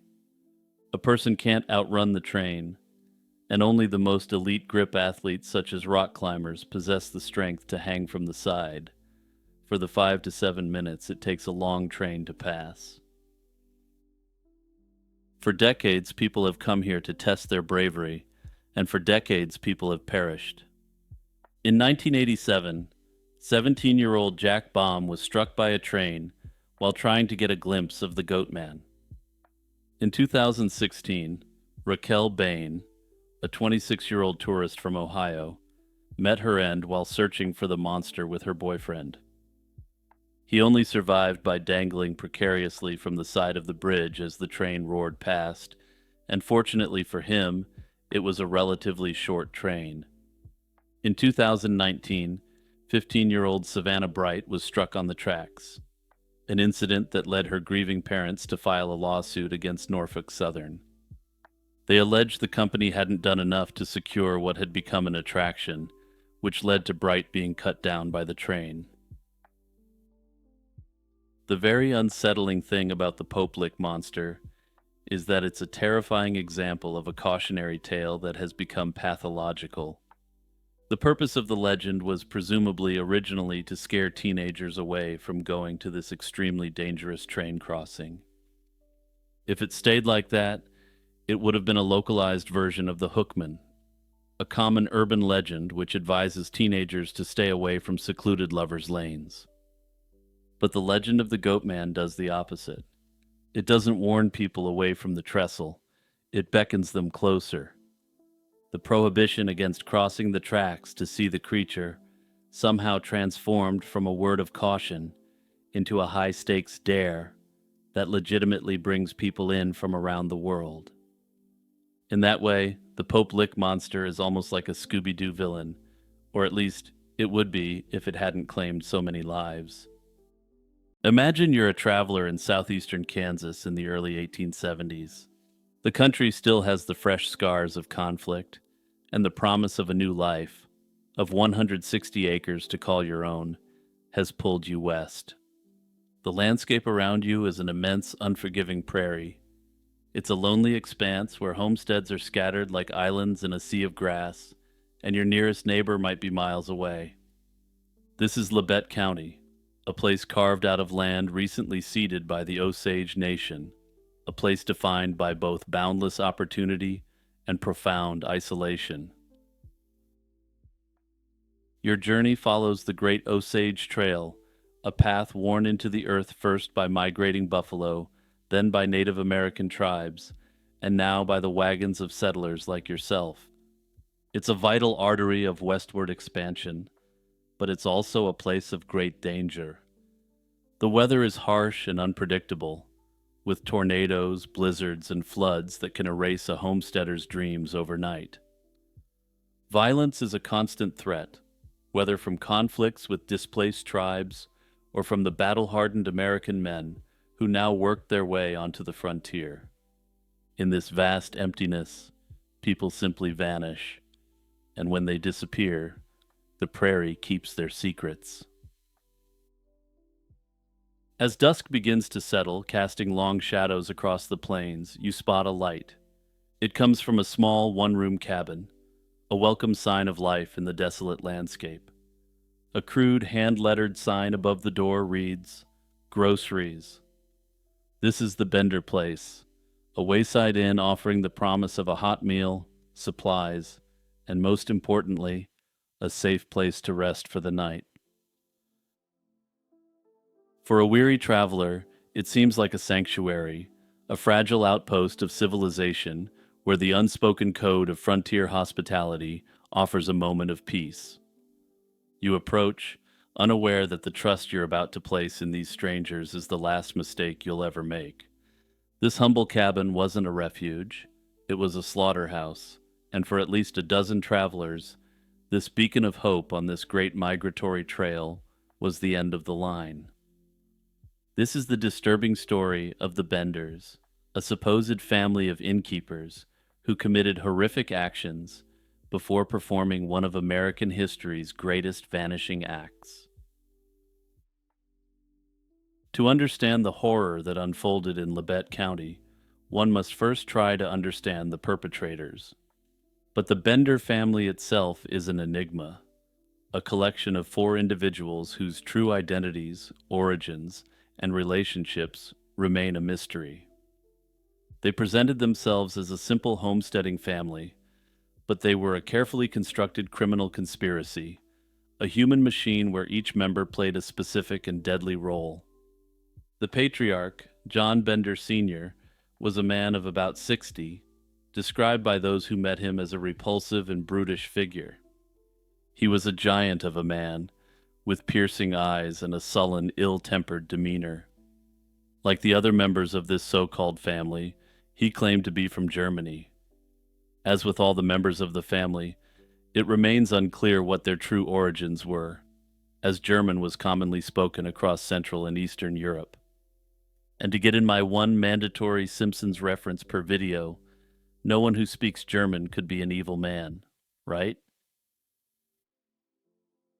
His wife, Elvira Bender, was around 55 and equally disliked by her neighbors, who called her a she-devil. Unfriendly and sinister, she was rumored to have slain previous husbands before arriving in Kansas, and she dabbled in folk magic, claiming to be a medium who could cast spells. While she claimed not to understand English, a moment of rage during a confrontation later revealed her command of the language was far better than she let on. The younger generation presented a stark contrast. John Bender Jr., about 25, was handsome and spoke English well, though with a German accent. He had a peculiar habit of laughing without cause, which led many in the community to suspect there was something wrong with him. This perception, whether genuine or an act, made him seem harmless and non-threatening, a perfect disguise for the violence he was capable of. The public face and undisputed star of the operation was Kate Bender. Around 23 years old, she was universally described as beautiful, intelligent, and intensely charismatic. She was fluent in English and was the only member of the family who actively engaged with the surrounding community. Kate was the family's lure, and her chosen bait was spiritualism. In an era when communicating with the dead was a popular and widespread belief, Kate advertised herself as a powerful psychic, healer, and spiritualist medium. She distributed flyers and gave lectures, claiming she could cure blindness and deafness with the laying on of hands, contact the spirits of the deceased, and locate lost possessions. Her lectures also promoted radical ideas like free love, which, while scandalous, only added to her notoriety and drew curious visitors to the family inn. And by curious travelers, I mean men traveling alone who definitely thought they had a chance with this frontier cutie. Kate's persona was the perfect tool for disarming travelers, and she was basically the honeypot that lured victims in. With her charm and supposed supernatural gifts, she could win their trust.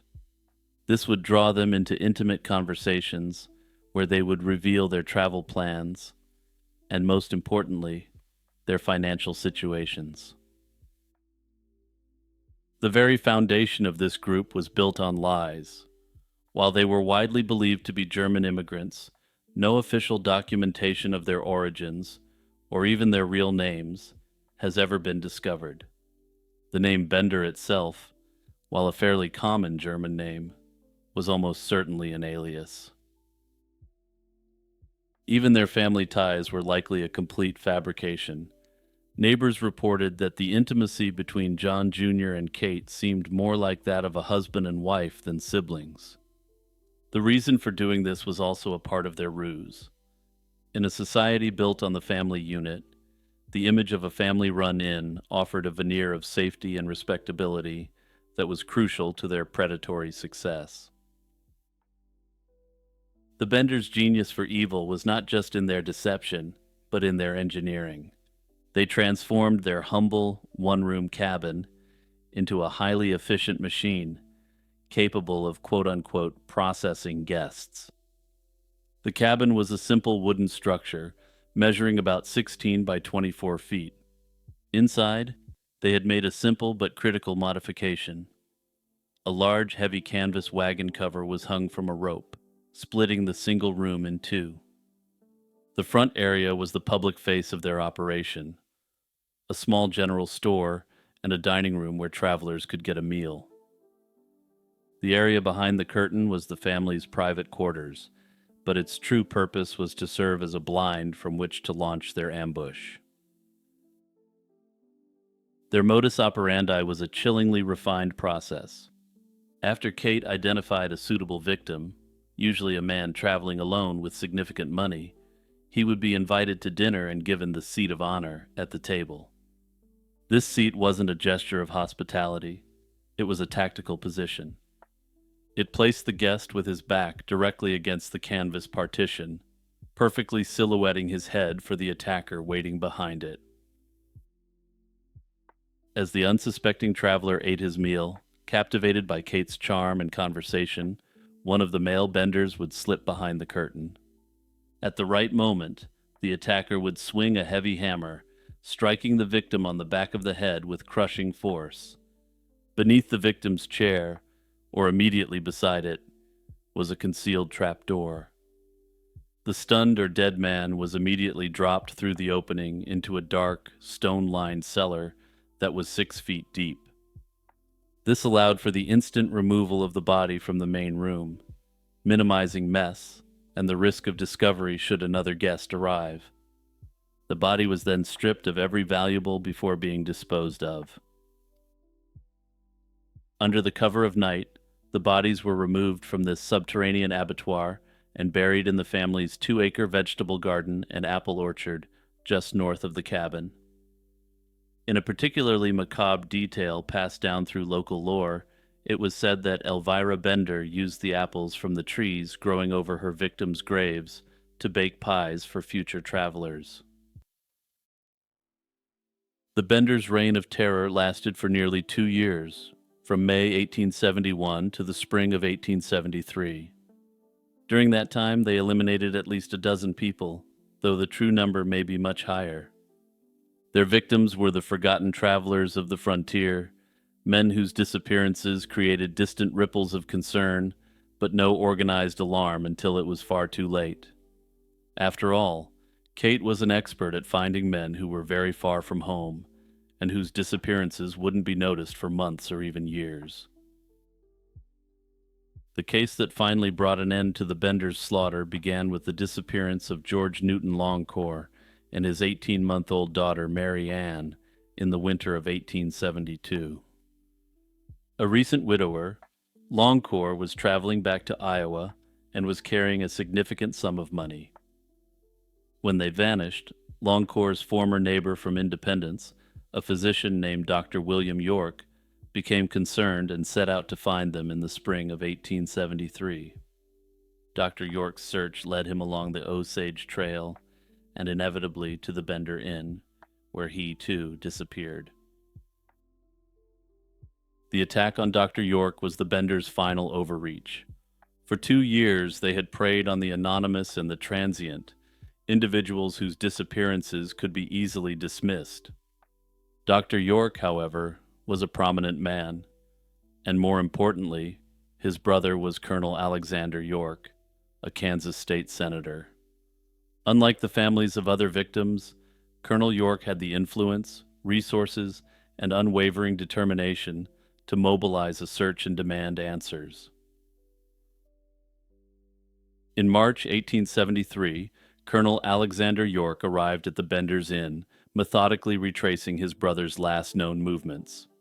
During his initial questioning, the family deployed their well-practiced deception. They admitted Dr. York had stopped there, but insisted he'd continued on his way. They casually suggested he might have fallen victim to an attack by a local tribe or by highwaymen, common and convenient explanations for such disappearances.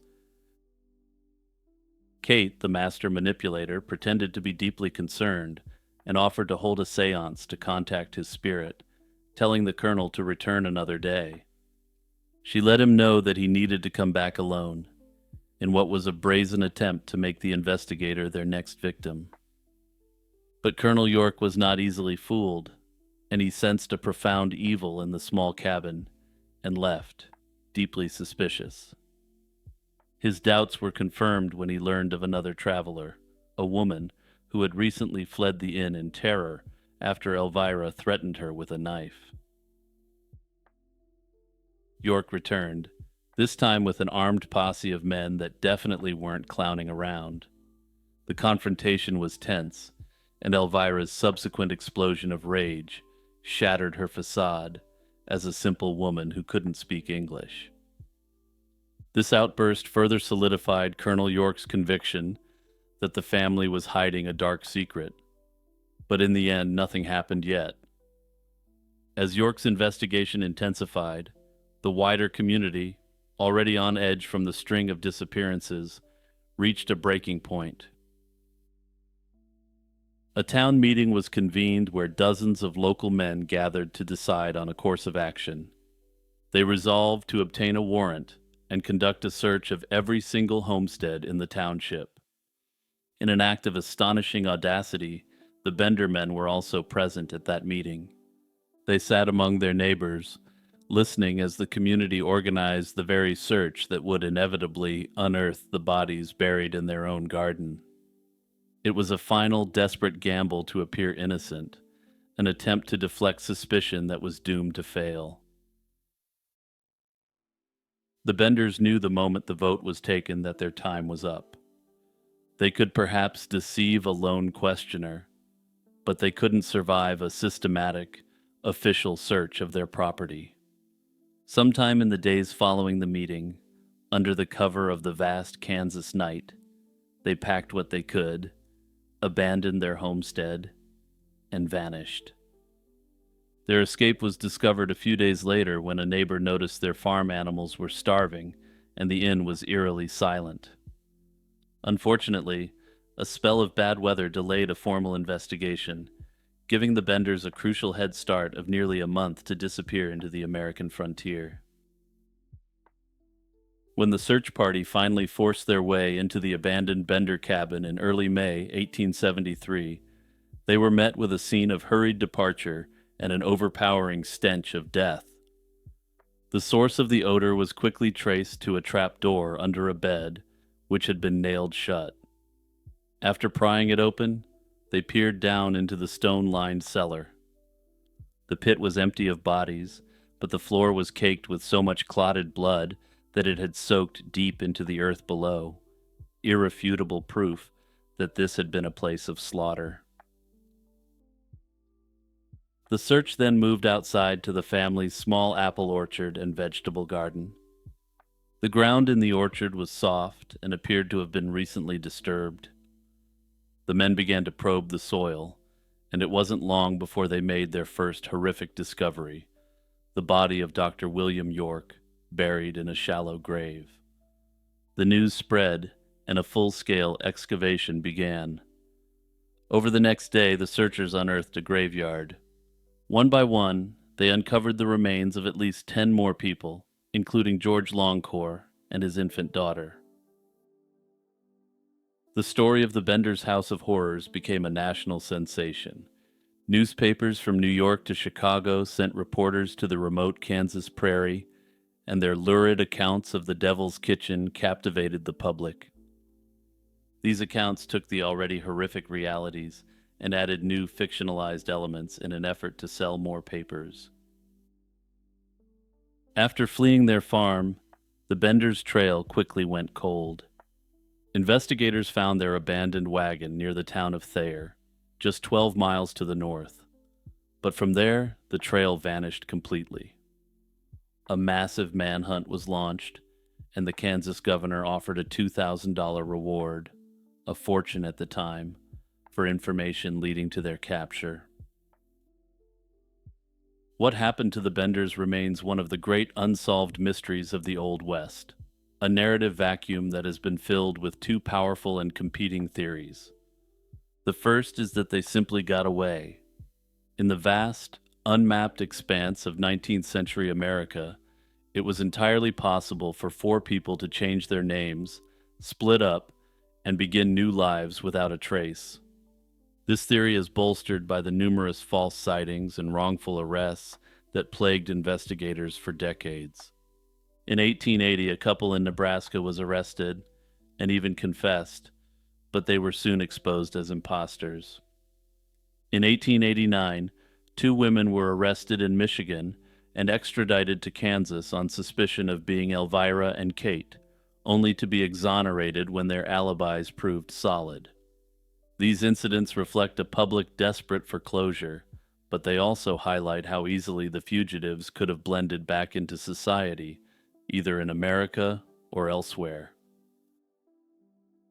The second, more pervasive theory is that the Benders met a swift and brutal end at the hands of a vigilante posse. According to this version of events, a group of enraged neighbors caught up with the family shortly after they fled. They dispensed their own form of frontier justice, forcing confessions from the Benders before eliminating them. While no physical evidence supports this story, it aligns with the harsh realities of the frontier, where communities often took the law into their own hands when official channels failed. The secrecy of such an extrajudicial act would neatly explain why no one ever came forward to claim the substantial reward. Today, more than 150 years later, the search for answers continues, and who the Benders were and what happened to them remains a historical, unsolved mystery. Late one September night in 1903, the quiet farming community of Van Meter, Iowa lay dark and silent. Without warning, That silence was shattered by a bizarre disturbance. While walking home after midnight, local businessman U.G. Griffith noticed a strange light bobbing atop a downtown building. As he approached, the light vanished, and he initially suspected a prankster with a lantern, but the light's uncanny movements quickly defied that explanation. Moments later, it reappeared on another rooftop entirely, darting far too swiftly for any human. The next night, around 1 a.m., Dr. Fred Alcott was jarred awake by a blinding beam shining through his window. Grabbing his gun, he rushed into the street and came face to face with an unimaginable sight. Also, by the way, if you're into people just wildly blasting at unidentified creatures, this is absolutely the story for you. But let's get back to the tale of the Van Meter visitor. The good doctor saw a towering humanoid figure, at least 8 or 9 feet tall, with enormous bat-like wings. A blunt horn protruded from its forehead, and from that horn a brilliant light shone, as if a living searchlight were attached to the creature's head. In a panic, Alcott fired 5 shots at the monster, despite it posing no apparent threat, but the bullets had no effect. The winged being simply turned and glided off into the darkness, leaving the stunned doctor trembling in the silent street. By the following day, news of the winged visitor spread, and fear took hold of the town.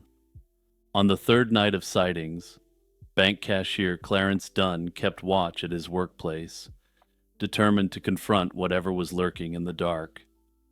In the dead of night, a bright light suddenly flooded through the bank's window. The creature was outside. Dunn grabbed a shotgun and fired through the glass, sending the intruder flapping away into the shadows.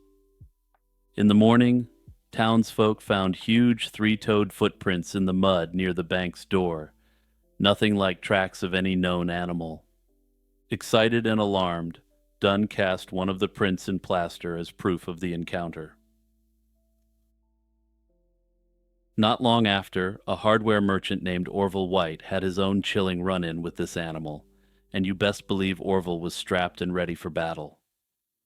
Awakening to strange sounds, he stepped outside with a rifle at the ready and a revolver as backup and saw the beast perched atop a telephone pole, its forehead light cutting through the darkness. White took aim and shot at the creature, as was the style at the time. Yet again it shrugged off the attack, and this time it unleashed a repulsive, overpowering odor like rotting flesh. The smell hit White like a physical force, knocking him unconscious where he stood. From then on, reports consistently noted a terrible stench accompanying the creature wherever it went. The once skeptical townspeople were now convinced something real and dangerous was stalking their streets. According to one newspaper, all of Van Meter's men, women, and children were in a state of terror. By nightfall, the town fell silent as residents locked themselves indoors, desperately hoping to avoid the glowing horn and sweeping wings of the visitor. Notably, the eyewitnesses, a doctor, a banker, and a businessman, were all respected citizens, not known for telling tall tales. Their testimony forced skeptics to take the reports seriously. After nearly a week of nightly horrors, the townsfolk decided to take action. A group of armed men, many of whom may have been shaggy and/or violent, formed a posse to hunt down the mysterious creature once and for all. They noticed the beast always seemed to appear from the direction of the old abandoned coal mine on the edge of town.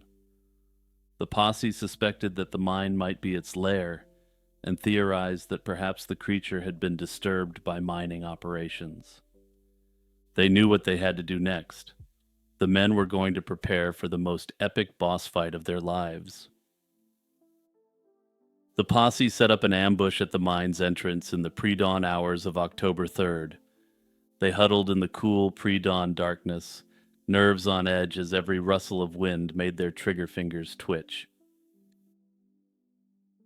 The monster suddenly emerged from the mine shaft, and right behind it came a second, smaller but similar creature.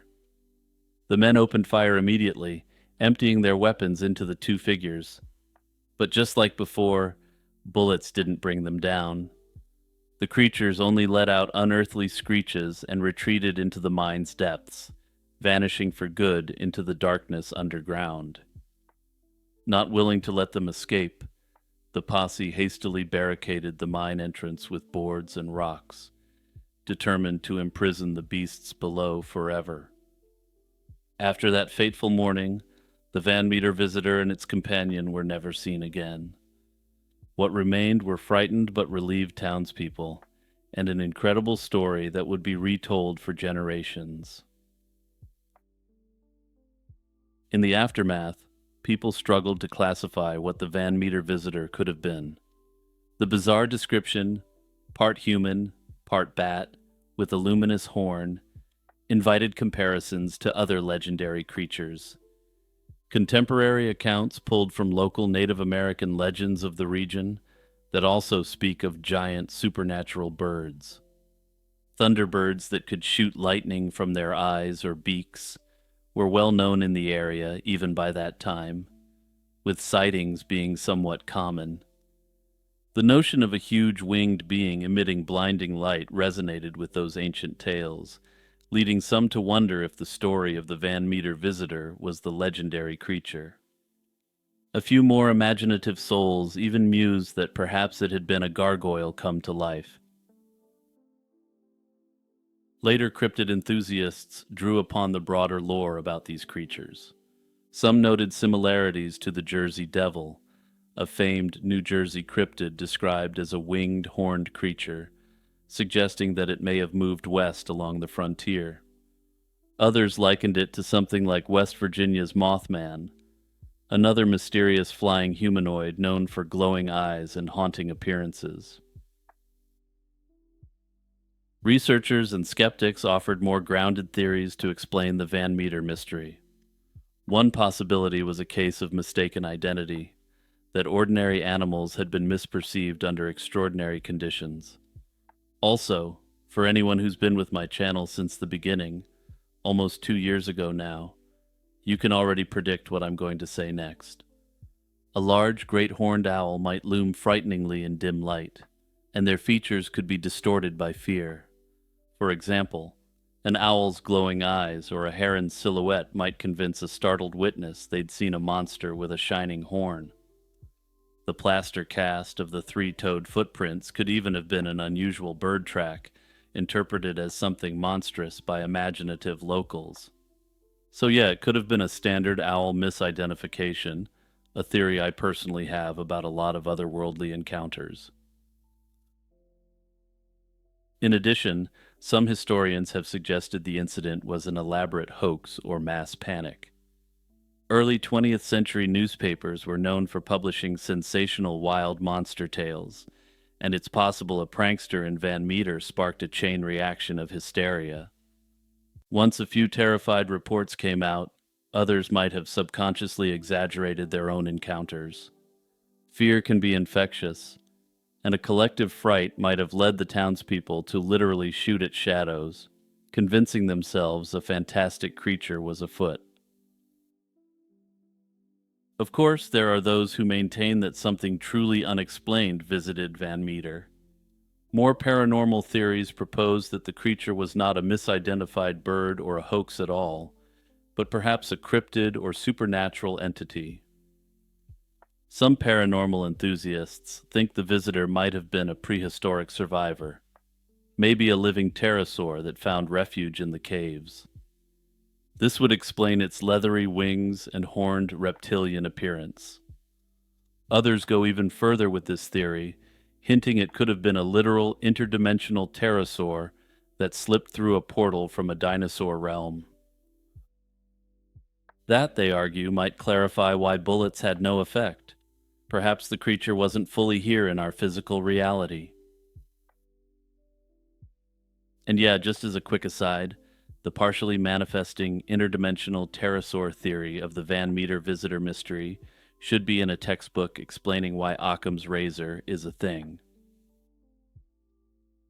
Today, the Van Meter visitor story lives on as a proud piece of local lore and a fascination for cryptozoologists. Much like many localized cryptids, the Van Meter visitor was given its own festival in the town in 2013. No single explanation, natural or supernatural, has ever definitively laid the legend to rest. And over a century later, we're still left to question what visited Van Meter in 1903. Okay, so just as I'm finishing up editing on this video, I gotta toss in some additional commentary since the potential absurdity of this story hit me hard. If the Van Meter visitor was nothing more than an owl, then what unfolded in that small Iowa town was darkly comedic.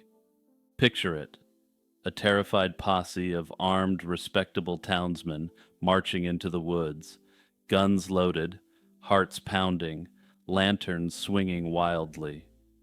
They approach the mine not to battle an interdimensional creature, not to confront a prehistoric survivor, but to flush out two confused owls that had roosted in peace. When the winged figures emerged, likely blinking in the light and flapping awkwardly, this insane posse of clowns fired a couple of volley of bullets at the poor birds. They missed, so I guess perhaps you could say they couldn't hit the broadside of a barn owl. And when the birds flapped back into the mine, probably just trying to get away from the noise, the posse declared victory by sealing some owls in a dark shaft.